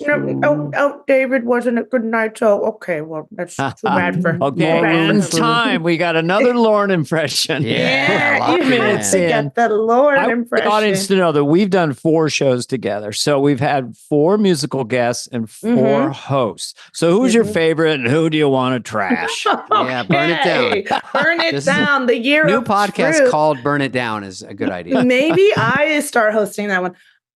All the hosts have been absolutely lovely this season. I will say this. Stand out to me. No, I know. Honestly, stand out. Honestly, fuck off to me for real. But stand out. What I will say is stand out to me because I feel like we were having a mutual love fest between the two of us. Ariana Grande. We were having a I love you, you love me, we're a happy family vibe going on between us. And Superstar. so I'm going to go ahead. Yeah, just unreal. Could do anything and then was really kind because, sometimes people aren't kind. We've learned, right? But she was kind, talented, all the things you want her to be, had range, was down to play. And I always say the hosts who are before having range, that's great. And I love that. And of course, that's helpful. I think being willing to play and look stupid and kind of just go with the flow and see where this thing takes you. She looks so dumb. Yeah. When I saw her walk down the hallway in 8H with that castrati outfit on, I said, okay, that's gonna work. Castrato. The little hat and but yeah, she was game and her range is unbelievable. And so she probably looked at you and said, gee, I'm looking into a mirror. Oh, well, that is very kind, Dana. Dana wants extra hugs and I'm giving them out. Lisa from Temecula, maybe your most badass performance. Thank you. That was fucking fun. Man, that was crazy. Okay, and I've said this before, but you guys will understand this having been cast members at the show. When we got to do that sketch, like I've told the story that I go, it killed at table. And I didn't even know that I don't even know that what happened at table could have been defined as killing. I feel like I unlocked a level of experience there just in general, even if I was just watching that happen at table because the writers had a real steak delivered to me at table read. Okay? Oh, okay. All right. So yes, they had a real steak delivered to me. Eamon from Props came and slid a steak to me right before he read that sketch. Mikey Day, said this before, says every time he's looking over my shoulder at my phone, which I say, why is Mikey doing that? But that's a different conversation. Mikey goes, every time I look at your phone, you are not scrolling social media. You're looking at menus and like all you care about is food. This is a true thing. I'm either planning my near future meal or my distant future meals. That's what I spend most of my time on my phone doing.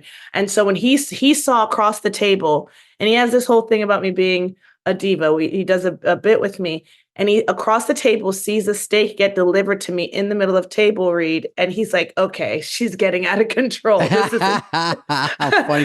He doesn't know what's going on. He has no idea what's going on. Listeners, let me just insert what it is in case they haven't heard it. And I want to hear more. But basically, you're a pretty big personality at a restaurant and you get, and it's going along. It's funny. You're doing funny stuff, which you can talk about. And then you start cutting this steak and it keeps escalating into madness where the table is shaking and everyone's just trying to hold it together. Oh so my God, that's the fact that you did it at the really helped it. So go ahead. The table read is great. With Pedro Pascal. Yeah. With Pedro Pascal. Here's my thing too, is I would normally when the writers, I'll tell you how that sketch came to be too, is it's written by Alex English, Gary Richardson, and Michael Che. The way that sketch came to be is from Alex English's mind. Apparently his cousin was at the holiday, Christmas, I think, eating a steak, and she was kind of shaking the table. She had gotten a well-done steak. That's the thing. Lisa from Temecula likes her steaks extra well done. So it's basically a hockey puck. Yeah. And so it's based on his cousin. But the week before they had done a sketch, Gary Richardson, Alex English, and they were like, you're in our sketch. And we're friends. And we get to table read. So on writing night, they're like, you're in our sketch. And I'm like, cool, that's an extra piece at table I get to read in. We've got that.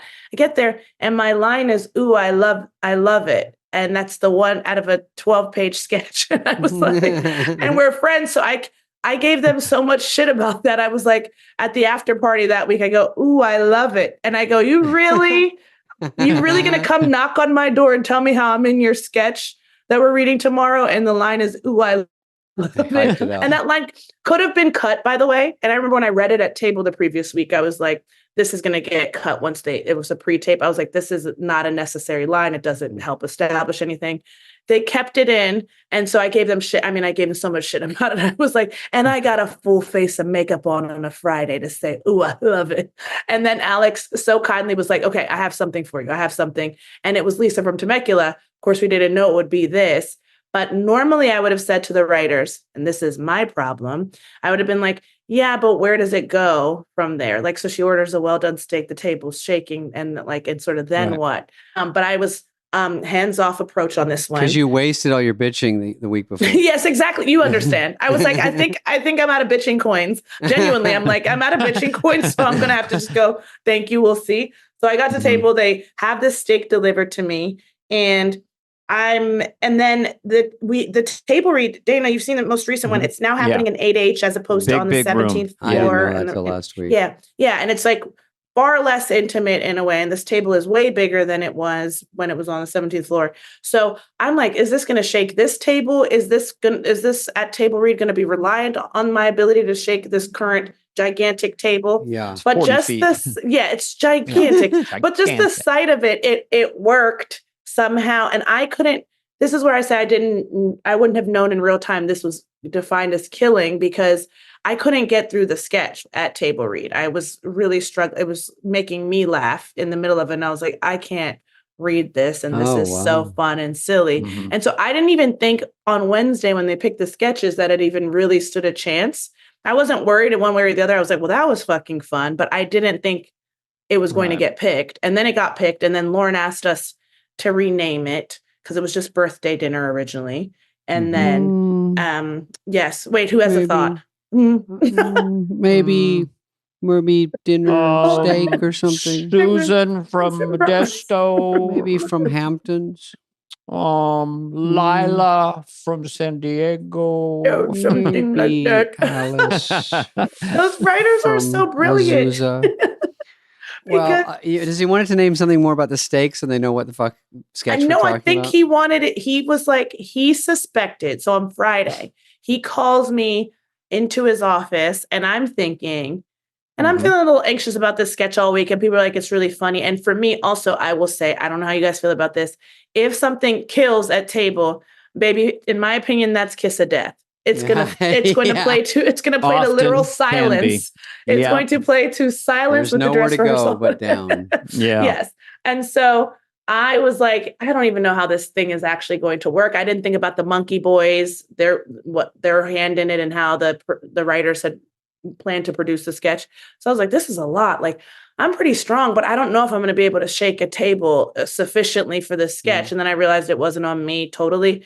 But Lauren called me and then the writers into his office on Friday.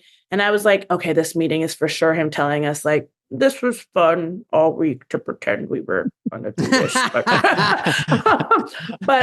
because I was like, I don't know how this works. But he was calling to be like, you're going to want to name this woman something more memorable. And I was like, I don't know, quite the opposite of what I thought he was calling us in to talk about. He was sort of like, people are going to want to see this character again. And then I'm like, well, now this feels like a different kind of pressure. And Alex and Gary came up with Lisa from Temecula. I don't know how, where, why. I used to live in LA, so I'm like, I'm familiar with Temecula, but what an obscure. It kind of means nothing. It just sounds good, though. I like it. Yes. And then we panicked because somebody told me, they're like, well, what a random fucking name. So then on Saturday morning, we were like going through other names, and shout out to Gary Richardson being like, no, I think we just keep it Lisa from Temecula. It's kind of, it's kind of nothing. Let's keep it that. Yeah. So it was very fun, but at dress, guys, what I say at dress, it does not do well. Somebody really? No. And all week, people in hair department be going, I don't laugh at anything. And honestly, with sound off, watching the monitor in the hair room, we're dying. And I go, it's too much pressure. I don't want the compliments. In fact, at a certain point, I'm like, it's all kiss of death, a bad omen. Yeah. People building it up, too much pressure. Lauren wants us to get in your head. Yeah, this is the best sketch in history. No, that's really good to mention that on this podcast, because that hasn't been talked about. Of like, you're going to crush. Please don't say that. Please do not say that. We had one this week on the show we had one this week with as soon as we go on hiatus, thank you. My brain erases what happened every week. I know, because you expunge it. You just get to let go of it. Did you see it just short circuited there? Anyway, Michael Keaton that killed at table, absolutely destroyed. And there are weeks where things are like, that was really good at table and that was really fun. And there's moments where I'm using the word killed. So something killed at table with Keaton. Then got to dress rehearsal and I go, oh, it's crazy. It's really not working the same. And it went from like top of show to kind of got down there, a more regular slot, if you will. Mhm. Rivaling 10 to 1, not quite. But anyway, I am, we do this at dress rehearsal. It feels like a lot of pressure. The table's not shaking because somebody told the monkey boy to not shake it as much. Like we did the run through, right? Dry run. And I was like, great, this feels a little chaotic, but kind of fun. I think it'll all come together. And then the shaking dissipated. And there's really no sketch. When you say monkey boy, how do you mean that? And there's someone under the table. There's someone on their table, and I don't know what their official, like the Monkey Boy Productions, they do the puppets for us. Monkey Boy Production. Okay, I just want to make sure. You thought it was a slur? You were a slur. People might think it's an actual monkey boy or something. Monkey or a person. A simian or something. So is that a company that deals with this stuff and does the special effects? Special effects and puppeteering. I feel like I know them most for their puppetry. They built me a mask in this forerun to do a jigsaw kind of sketch and like a welder's situation. They're incredible. Yeah. But someone told our guy not to shake the table as much. It's not communicated to me. Sabotage. Okay? It kind of, that's the one thing that could hurt that sketch. The one thing. Or stupid, but one of the other. Yes, it's one of the S's. And so I'm like, and so it's not shaking. There's no sketch. It's like a woman has ordered a extra comedy. There's no comedy. It's like I'm trying to. And then also plot twist that threw me for a fucking loop is for the first time from table read to now, we've done it table read, we've done blocking, we've done Saturday daytime run through. For the first time at dress, and no one tells me in advance, which normally they would have been appropriate too. It's a T-bone steak. I can't even like pantomime sawing a T-bone steak that's extra well done. Wow. You can't even. I was like, whose idea to put a big bone in the middle? Changed it. Wow! Don't change anything. Don't change a thing. And so it's not going well. There's this moment where I'm just like, well, motherfuckers. And Mr. Pedro Pascal, whose praises I'll sing till I'm blue in the face, and I'm sure people will get tired of me. Great show and a very likable, great actor. Great actor, down to play, down to look like a fool, down to look stupid like a dumbass, and also didn't try to curate his own show. That's the other thing, like to be very clear that when a host is trying to curate their own show. He just gave himself up to everybody. Truly. And I think this about that episode, by the way, unrelated to Lise from Temecula, glad I got that off in that episode. When I reflect back on that episode, and I was talking to Mikey Day about this, I was like, there are so many sketches in that episode that could have been the one. There was like real stiff competition on that. There was a Mario Brothers one that was beautiful tape.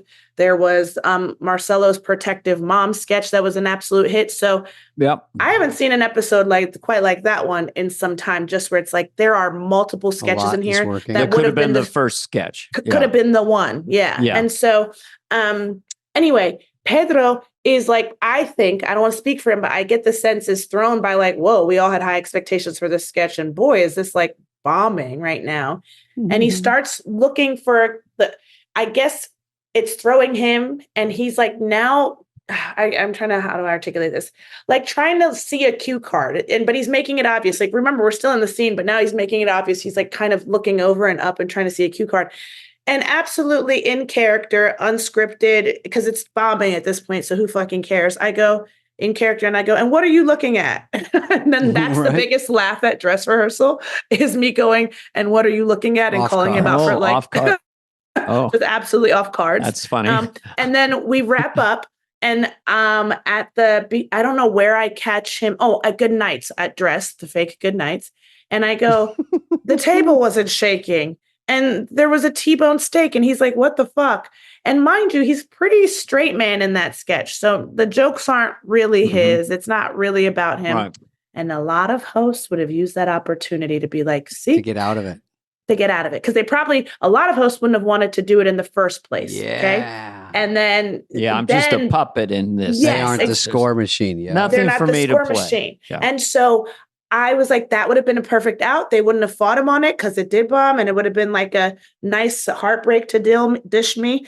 And he actually went in there and fought for it. And he was like, they gave her a T-bone steak. The table didn't shake. I love it. You need someone in that goddamn room because no one's in the room. You're not allowed. You need someone in the room. And having someone in the room, I've had every iteration of an experience at this show. I feel I was saying this to Heidi recently. I'm like, every version of it being the baby, no one gives a fuck about, having a writer who was not only really fucking funny, but also in the room. I've had that writer go away and now have nobody in the room and feel like, oh, okay, I guess we're starting from scratch again. Like, and having someone in the room, nothing like it. Really nothing. Really. Marion, Game of Thrones, creating alliances who are in the room.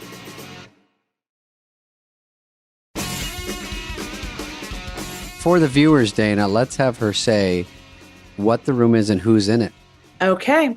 So the room is the deciding room. There's the room, I think, convenes multiple times throughout the week, but most important or seemingly significant for us as cast and for writers is the room after table read. So after we've read our 40 sketches on Wednesday, the room convenes. It is Lorne, Steve Higgins, Eric Kenward. I think Caroline Moroney is in there.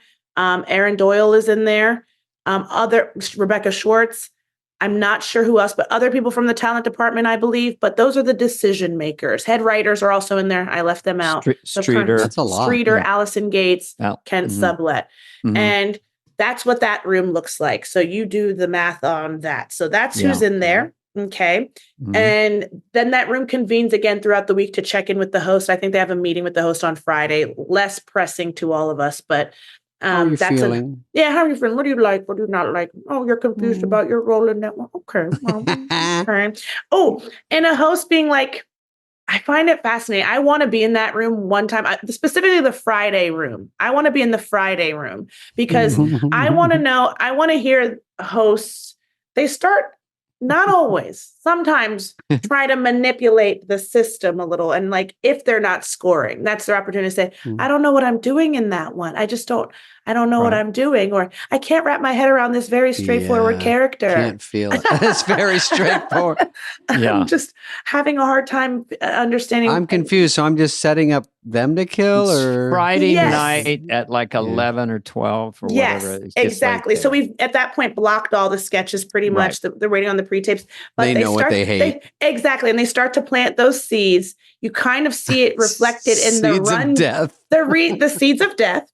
That is how you kill a sketch. That's how you begin to kill a sketch. Poison pill. Oh, that's good. It's a poison pill. Create doubt. Just create doubt. Yeah. They create the little doubt. And then you get the rundown. We as cast, the writers, everyone gets the rundown, which is to say, this is what our run through the dry run on Saturday is going to look like. This is what dress rehearsal looks like. Which is long. And it's very long. We get to work at like 11:30 a.m. on Saturday, and the show wraps at No one realizes that's the earliest day you have. Yes, actually, truly, which is insane. And so only rivaled by pre-tape day, Friday, where we sometimes are like, I'm getting picked up at 6 a.m. But the dress rehearsal run down, if you will, on the left side of that document says who's doing update, which feels like a very secretive thing all week. And that's when they pick who's doing update? That's when we all get to see, when it becomes like, and this is who's doing update. So it's happening, whispers behind you. You don't know. People, if you're close, are going, have you heard about your update? Do we know who's doing? But it's all very like secret. But then when that rundown comes out at 11:30 p.m. on Friday or midnight Saturday, you go, oh, that's who's doing update. And so then on that left side, when you see the order of the sketches in this dress rehearsal show, you go, yes, at the Friday meeting, the host has planted a seed of doubt. That sketch went from fourth of the night to now second to last of the night. Yes, wow, exactly. I kind of loving these hosts. I love the deviousness. I like a host and they're going, I mean, I don't know what's funny. To me, it's not hilarious, but I trust you guys. Like, and the assistant next to him with a little notepad, and kind of a sweater. And mind you, the assistant and them and the publicist have already had their conversation off to the side, being like, everything's a side chat. It's so gross. Everything's a side chat. It's so crazy. But so then, but when you can sense that a host has done that too, then that just creates a sort of like, well, that sucks, because also you want to like, you're like on Tuesday when you go to talk to a host about the idea you have for the week or the ideas you have. And oftentimes I'm a pretty direct person. So I'm like, you can literally say you hate it. You're not going to offend me. You can tell me like, I really don't want to do that. Come Wednesday, even if it kills at table, I'm going to, in that meeting, veto it. So I don't want to do it. Right, don't waste my time, basically. Don't waste my time because I have other ideas. I don't want to write it. And it's cool. Yeah. Yes. It takes hours. It takes hours. And it's disheartening when it does kill it. It doesn't go. And it turns out because you didn't. So please just be honest with me because I'll write something else that we can both be excited about. But it's what I adore about Pedro is that he did take that opportunity in that Saturday meeting.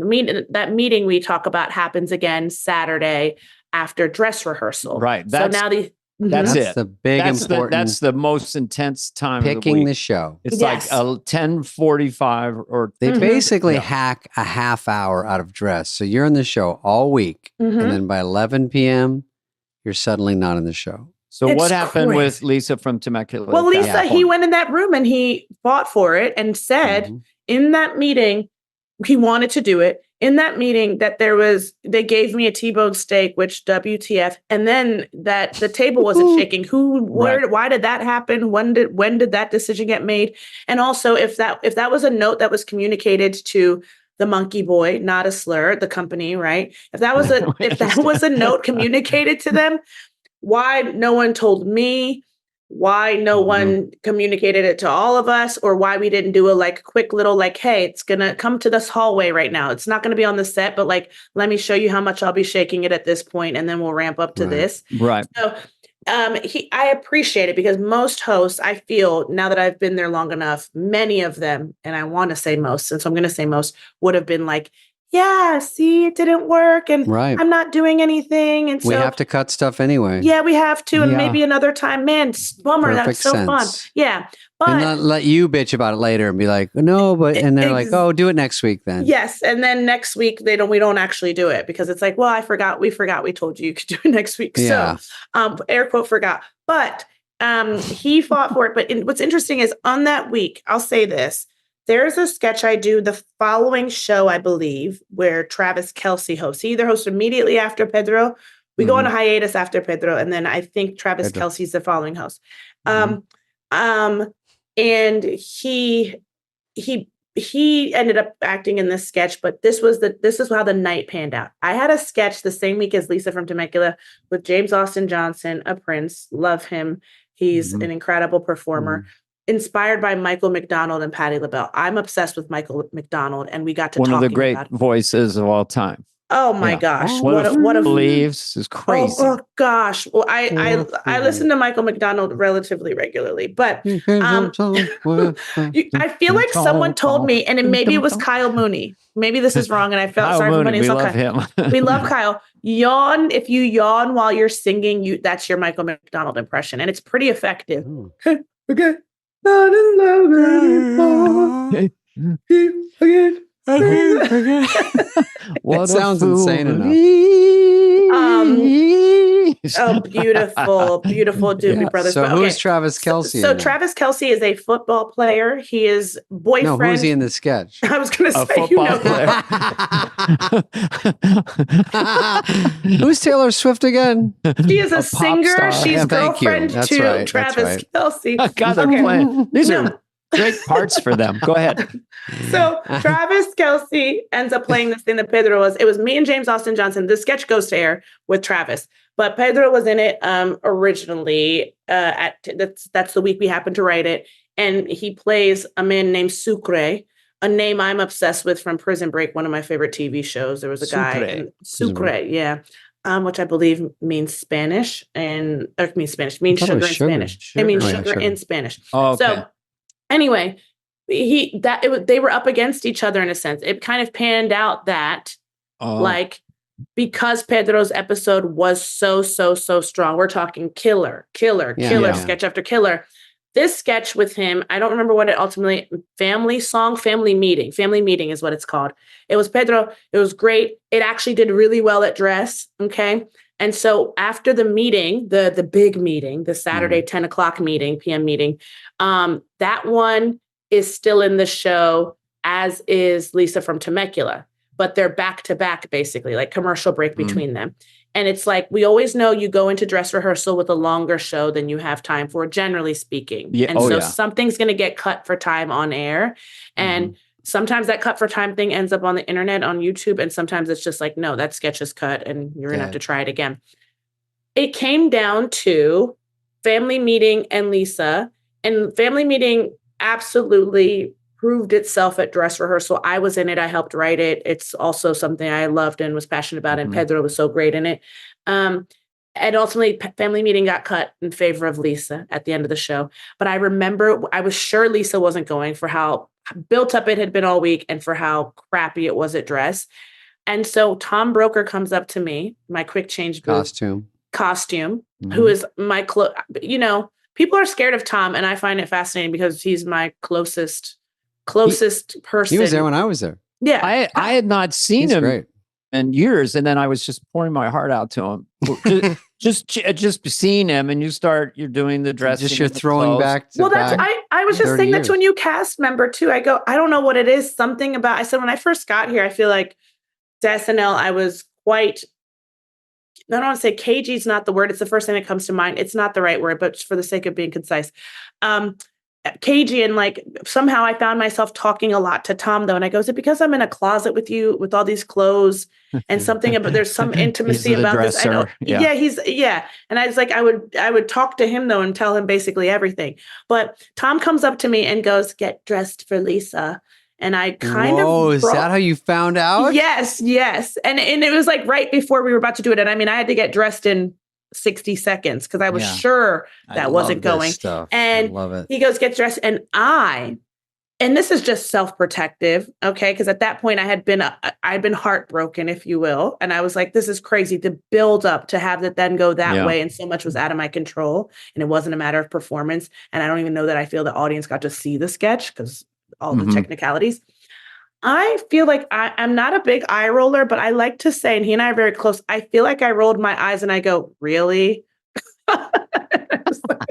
Because I was so hurt. I was like, I can't believe. And I go, so what? It can be a throwaway sketch now in my mind. And I didn't say that part, but I think that's what was going on in my head. I was like, at the end of the night, oh, okay, really? But you lost confidence in it. I had lost confidence. Yeah. And I was just, and that's what that little, we're so close. And he probably didn't even read it as attitude, but I try to stay generally positive. But I just remember going, really?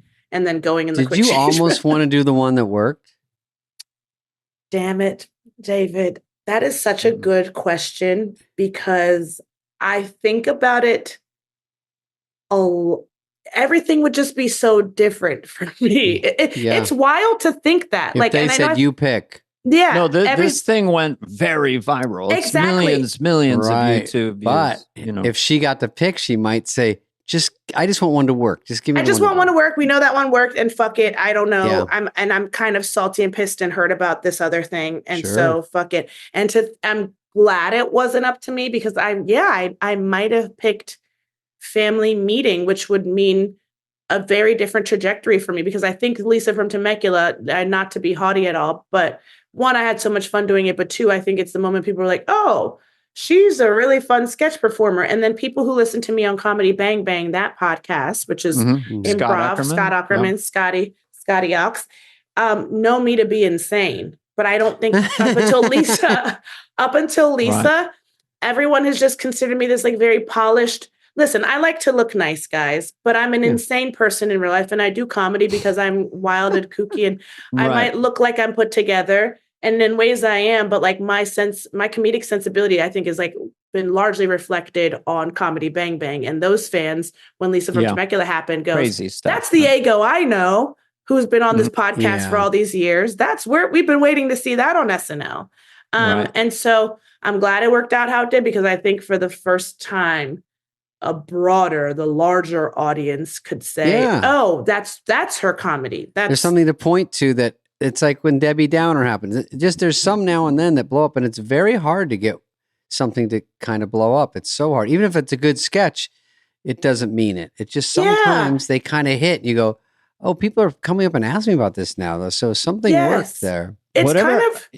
go ahead. It's so unique. I just think you landed it so perfectly just watching it a couple hours ago.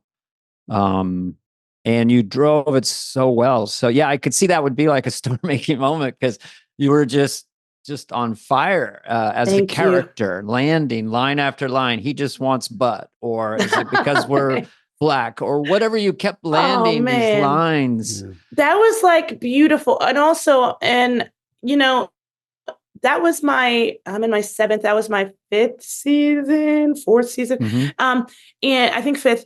But I had been leading up to that. That was February. The place is frustrating for all of us, no matter what time you think we're understatement of the fucking year. I call it emotionally violent. You know what? That's probably really accurate. That's accurate. And it's really frustrating. And I think I'm a pretty strong person. And I don't actually look for the world to be fair. I'm the youngest of 4. I was explaining this to someone. I'm the youngest of 4. My mom is a doctor. She would bring candy home that like pharmaceutical sales reps would bring the doctors in the office, which is maybe its own fucked up thing that they bribe doctors that way, but whatever. Yeah. I'm not here to comment on that. But she would bring home candy or whatever, like sweet treats the pharmaceutical reps would bring. And I was I got to pick last. Like, so my oldest brother would get his dibs first because he's the oldest, then my sister because she's second, then my brother ahead of me, and then me last. And we never changed the order for equity ever. And I was just like, yeah, I'm the youngest and I'm going to get the last pick. So when Lauren talks to me sometimes about the show being fair and how it's not fair. And I go, it's not fair. I'm like, I'm the last person looking for fair in here. I don't think I grew up with the most fair. My life was, I don't know that it was fair.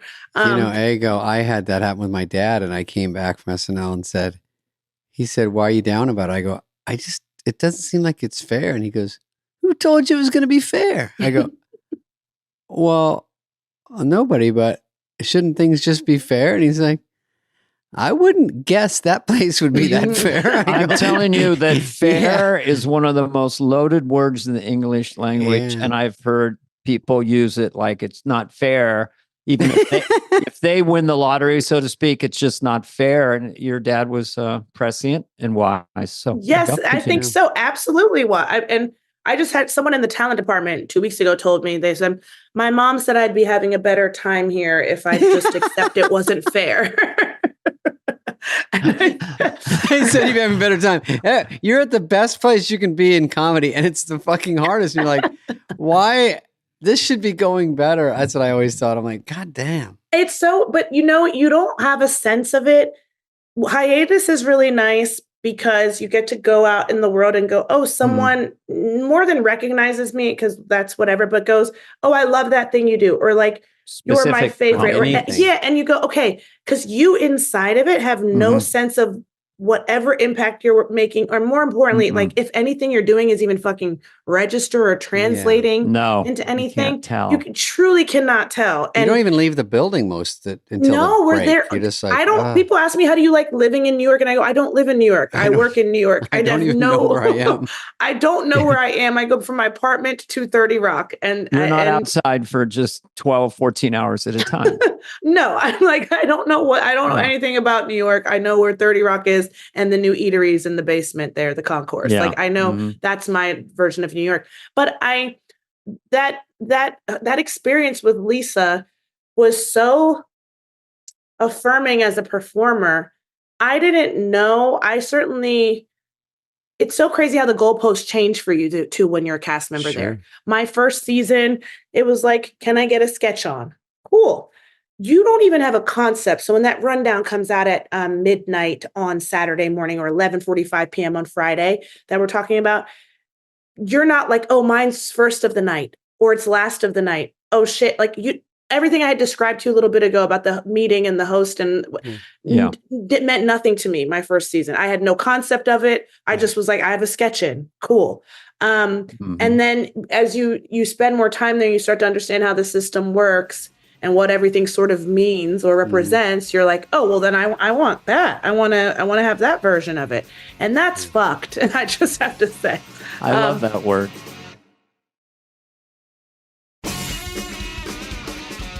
A sketch early in read through I never knew was, you call it table, but my first week I handed one and it was 4th. And they were like, that's good. I'm like, why is that good? And they go, you don't want it at the very end. You don't want it. Unless it's the very last sketch. Sometimes people wake up for that. But once you go there, we used to do like an hour and a half, then have like a little break, and to wake people up. Then you do another hour and a half or so, and that second half was just death. Those first 10 get the most attention.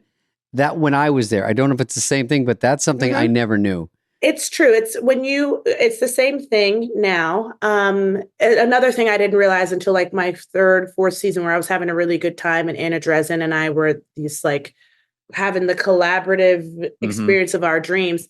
But a lot of our sketches would be, okay, they would read like the monologue and then the cold open, and then our sketch would be the next one up. But I felt, and that was like a few weeks in a row, and I go, pretty damn cool, pretty cool. But then when that stops happening, you're like, oh no, but I want that again. That thing that I didn't even know was a thing. Now I want that. And I feel its absence and I'm chasing that again for no reason. But I was telling someone last season, I go, I actually don't fuck with my sketch being too early. Let's get like 3-4 read before mine.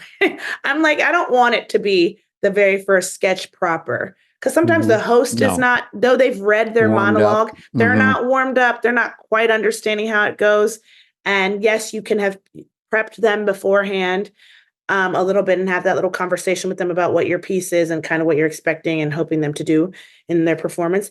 But I'm like, I want the host warmed up by the time we get to my sketch. And I do think it's just human nature to kind of, I say 8th or 9th, and you follow a sketch that was pretty weak. You wouldn't want to follow a Chris Farley banger. Yeah. Here's my thing. I don't think I have a hot take on this. Not weak, because I feel like it's going to be hard to make the not too chart. Weak. Yeah, the chart, it's going to be hard to get them back going again. Granted, if you do get them going after a really weak one, you go, oh, this is probably going to make it to dress rehearsal because that really took us from 0 to something. Yeah. But I'm like, I want it to have done pretty well. Like just pretty well. Okay. Not a banger before me, but just pretty well. You really have this show down. I mean, we've interviewed a lot of people, but this has been it's stuff I'm learning. Yeah, remembering again. It's great. Keep I'm going. insane though, and is the truth. And I overthink. I don't know if it's overthinking because it's just the way my brain works. And I have tried, I'm like, I should sedate myself a little bit more, but my brain is like clocking 1,000, which is why I go, am I the right person for this job or the exact wrong person? Because I wish I was just like a touch more ignorant, like where I go back to that first year version of the cast member. It was just like, I just want to sketch on. All I know is let's try to get a sketch on. And now no one has explained any of this shit to me, but I've slowly picked up on it myself over the years. And like, and this means that, and that's that. And I go, it's probably giving me a headache and breaking my heart more than it needs to be broken. You know, when you do something like the Lisa sketch, and you've seen, I'd been there, Dana's been there. When you see someone do something like that, but you haven't done it yet, it's sort of interesting to say, what is that like when it kind of blows up? And then you got in one. So it's like another level of endorphins where you're like, oh, this is what it's like when something really hits. Yeah. It's so fun, but no wonder everyone chases it because it's like, God, I want to do another one of these, or I want to do something else that works like that on that level. Yeah, it was like drugs. And I say there's so much that feels like drugs. There was a season I had, so again, I'm in my 7th season. There's a season there where my expectation for what they would allow me to do at SNL, just being the 7th Black woman in the history of the show, was pretty, I don't want to say low, but tempered. I think I'm a good performer. I think I'm a confident performer. I know my comedic voice. But I also know I was like stepping into an establishment with that history, and it's a machine of its own, and I'm one person. And so I was like, my goal felt pretty limited there. And then to have had these experiences, I'm like, yeah, you get the drugs in your system. So like I'm like my 3rd season, I feel like Kate was away shooting maybe Tiger King at the time. And 80 was away doing Shrill, the final season. And I can't remember where Cecily was. And they were letting me do every fucking thing. And I was having a ball. And it was interesting because I didn't so we were also in COVID times then. So the world was still shut down, but we were back in studio, not the at-home episodes. Right. And I remember getting really upset because I wanted to do this update that kept killing. And I kept going, it's me as myself talking about dating dating, current dating. We don't have a dating representative, and we still don't have a dating correspondent on the show. And I want to talk about it. And that's my third season. So all these seasons ago, and it killed, right? I wrote it on my own, killed. They had someone else more junior to me do a thing that didn't kill, that then went on to dress, or maybe even made to air and didn't kill. Okay. They're like, wait your turn. We're trying to give this person a shot. And I go, okay, not how it worked for me, but that's fine. Salute, right? That's fine. Then I go, okay, now this piece could live again. Feels topical. Maybe it was like Valentine's Day. I don't know. But I go, okay, I'm going to submit it again. Hard to do because they've already heard these jokes, this whole table read audience, right? Stink on it. But I go, one thing about me, guys, if I'm going to resubmit a sketch, I want you to know, and writers who have to work with me on this, I'm sure detest me, but I go, we're rewriting the whole thing.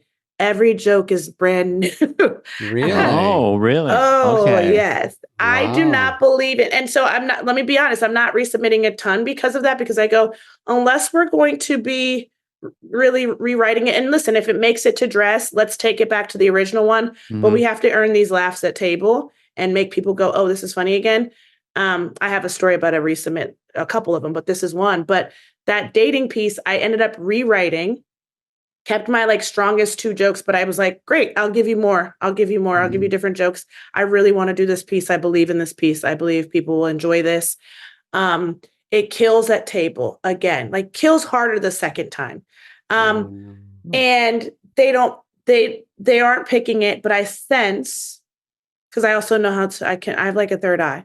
I'm like, I was shooting a pre-tape that was me centric in a me piece. And they go, somebody was like, how's the tape going on a Friday? I go, no one's ever texted me about how pre-tape's going. I was like, And then someone else was like, when are you back at 30 Rock? And I was like, they must have had a meeting about how we're not going to do that update. And they know I am going to speak up about it. And I go, and everyone's doing a little temperature check before I get to 30 Rock. And I go, You and they really are perceptive. I am. I have to say. I was like, it was like, this is weird. I mean, how's the tape going? I was like, what's going on? So sure enough, they were not going to let me do the update. And they sure enough were doing a temperature check.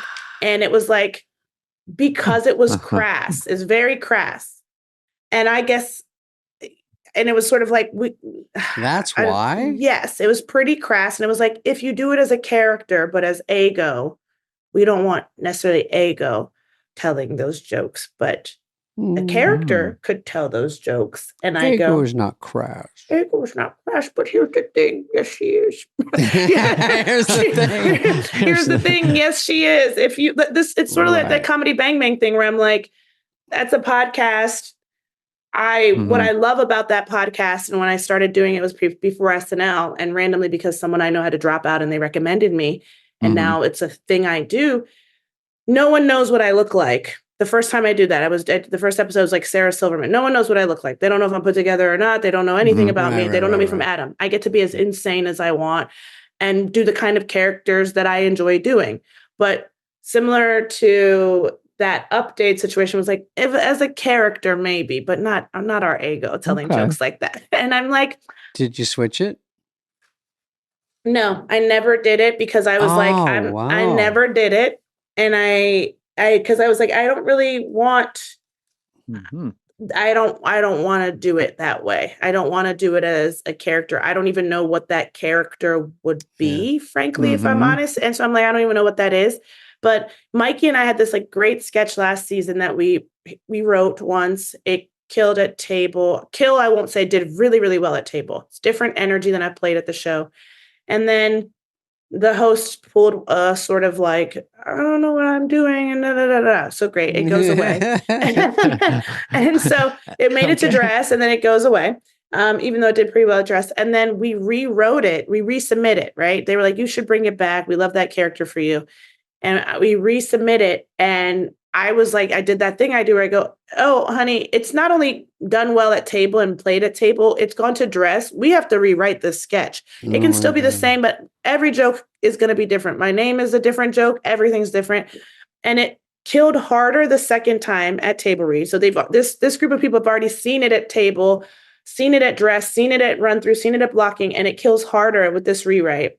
And Steve Higgins, one of the producers of the show, comes up to me and Mikey and was like, I think that's the first time I've ever seen a rewrite be better at Do table. better. But that's my rule, though. I'm sort of like, I don't take anything for granted. I don't know that I think there are people, is this right to say, whatever, that get like gratuitous laughs at table.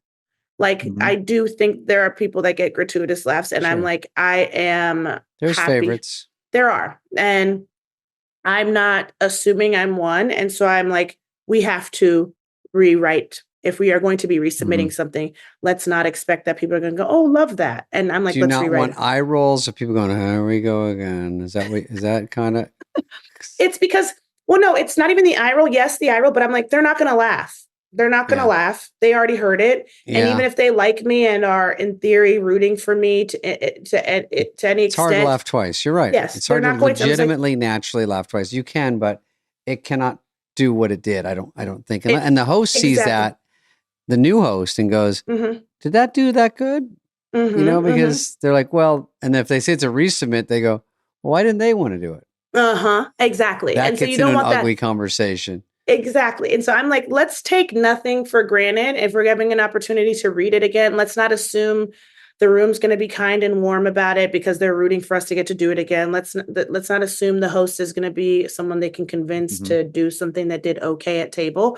And so I've had, when it's time to resubmit things, I have had writers just kind of be like, this bitch wants to rewrite. This bitch wance to rewrite the fucking sketch. I'm like, but we read it. If it's something we haven't read, I'm like, yeah, let's just check. Let's do a casual check for the jokes. But I'm like, if we read it already, we got to rewrite it. And so some have said, I remember my second season being like, do I need to like work harder? What's the deal? Taking a meeting with a producer, and they were like, no one here thinks you need to work hard.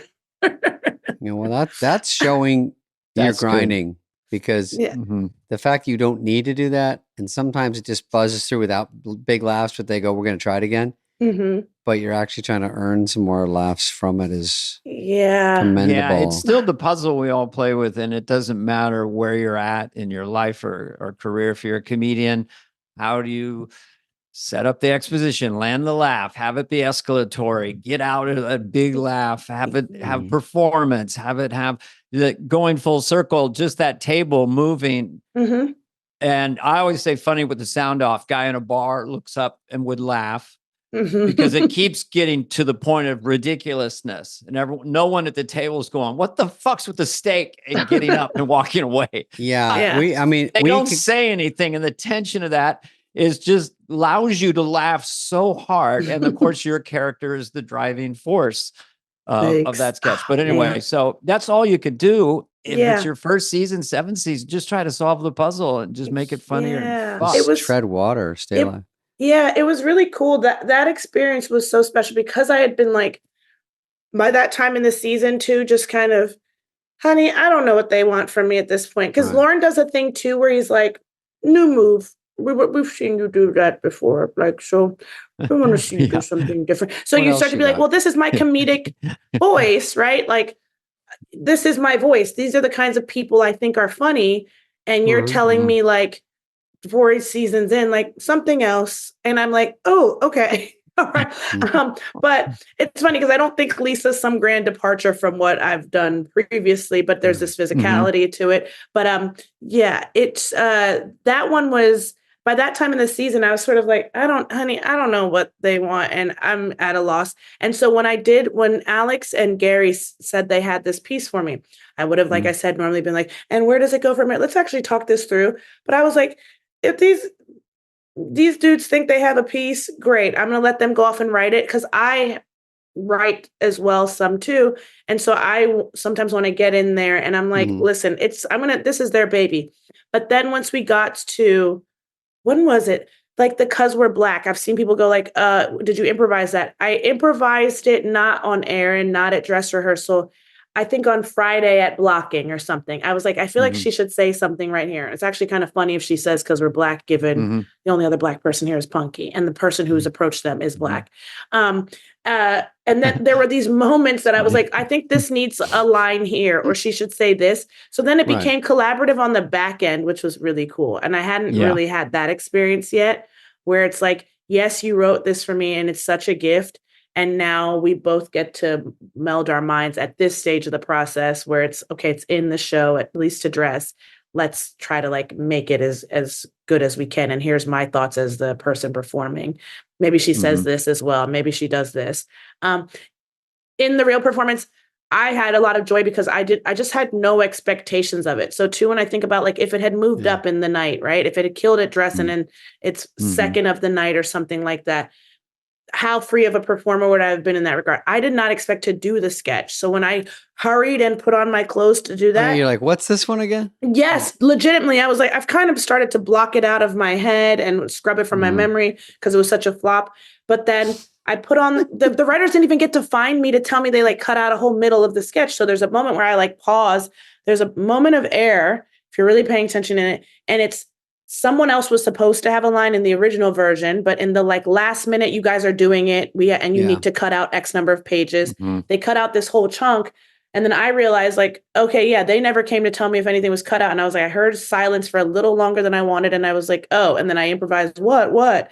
And then said my line. But I was free in that performance because I was like, I had no expectation at this point. When the stake fell, that was they gave me the hardest steak they'd given yet. I genuinely couldn't cut through it and it fell.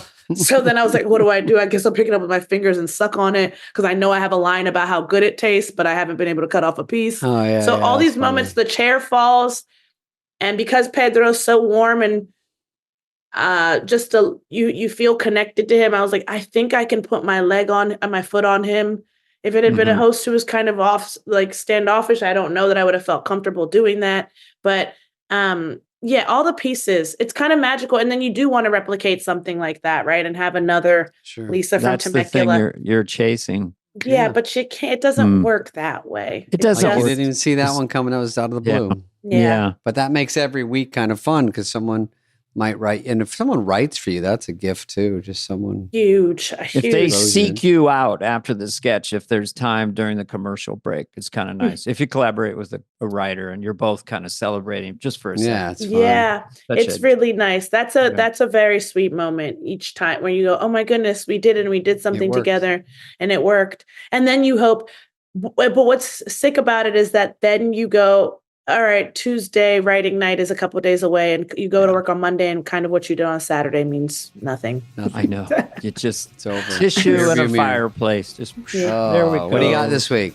Literally. And now you go, what about last week? It was so good.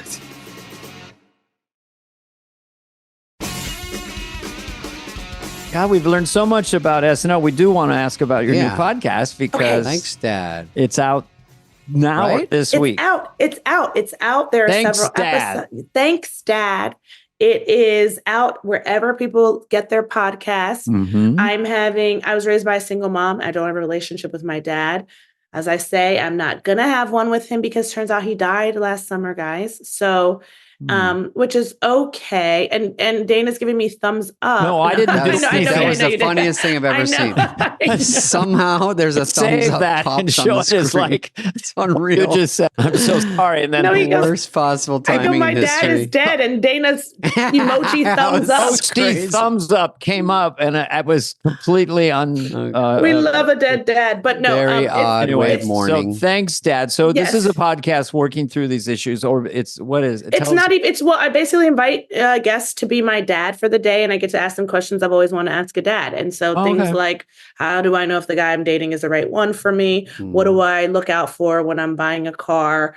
Tell me about buying property. What are some tips you have in that regard? And so they give me dad advice. I get to hear about my guests as fathers themselves or parents themselves, and I get to then hear what their dads were like. And so we have this lovely, vulnerable, fun conversation. But it's light. It's light. It's vulnerable. It's fun. It's all the things. I feel Mikey's episode, which is out in the world, it starts with him saying, I didn't realize you didn't have a relationship with your dad. And I'm like, yeah, I don't really seem like a girl who doesn't have a dad. And so I'm trying to, and then he's like, well, what does that mean to seem like a girl who doesn't have a dad? And I go, that's why you thought I had a dad.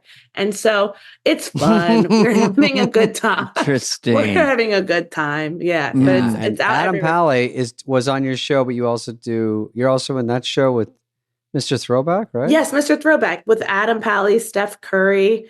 It's on Peacock, Aiden Maieri. Yeah, a bunch of really great people. David Casp, who I know a little bit. Yeah, he's great. True Angel. The creators are so fun, so funny. The Libman brothers, Matthew and Daniel. It was a dream. That was so much fun. And there was some improv on there. Very passionate about improv over here. True nerd. I'm introducing improv to the Baltimore City School curriculum by way of my high school Spanish teacher. And so I love it too. And I don't even a little bit of it. I don't think anything beats the performer discovering something new live in real time. And improv allows that. So they're taking, it's popping in your head. I'm going to do electric. this. When you see a good improv, it's like, that's so what Brando did. He broke down the whole thing. He didn't want to know the script. He put it in the ceiling or in an orange, or he just get it at that moment just to get it out of. Was it Godfather? I can't remember. He had the script everywhere. I think he was feeling it in orange. But that's. I love improv, and I think just a little bit of it when that sketches turn a little lively, something happens, or people are a little playful. It kind of does all that, but it's like trying to catch the wind. That's what I say. Always. You're a blast to talk to. Thanks for talking to us. You gave us so smart and such inside baseball. No one has given us. We've had these great guests. You've been the most detailed about the emotional ride and the logistical ride of that show. So it's fun to talk to. It's fun. It's like it's thrown back there. I was thrown back. I wanted to thank you both so much for having me on. I wanted to ask you so many questions about your time, and now I'm going to have to force you to get dinner with me or a drink and be my dad's. Guys, I don't have a dad, so maybe I'll be your dad. Oh, Dana. Dana's answer to that. Thumbs up, dead dad. We love that. How do you know if the guy you're dating is the one? Is that That's your first dinner question. That's the first dinner question. You can think on it and get back to me. But it turns out. Well, if I come visit Dana, I'll come visit you too. Sense of humor, kindness. Kindness is key. And smart sense of humor and kindness. Okay. Definitely kindness. Smart sense of humor, kindness. I'm going to write it down. Thank you. I'm going to go write it down. Thank you. And it's very nice to meet you. Great pleasure. To meet you. And I will see you soon. I'll put it that way. Dana will see you. Okay. I'll see you soon. Okay. Right. Bye-bye. This has been a presentation of Odyssey. Please follow, subscribe, leave a like, a review, all the stuff. Smash that button, whatever it is, wherever you get your podcasts. Fly on the Wall is executive produced by Dana Carvey and David Spade, Jenna Weiss-Berman of Odyssey, and Heather Santoro. The show's lead producer is Greg Holtzman.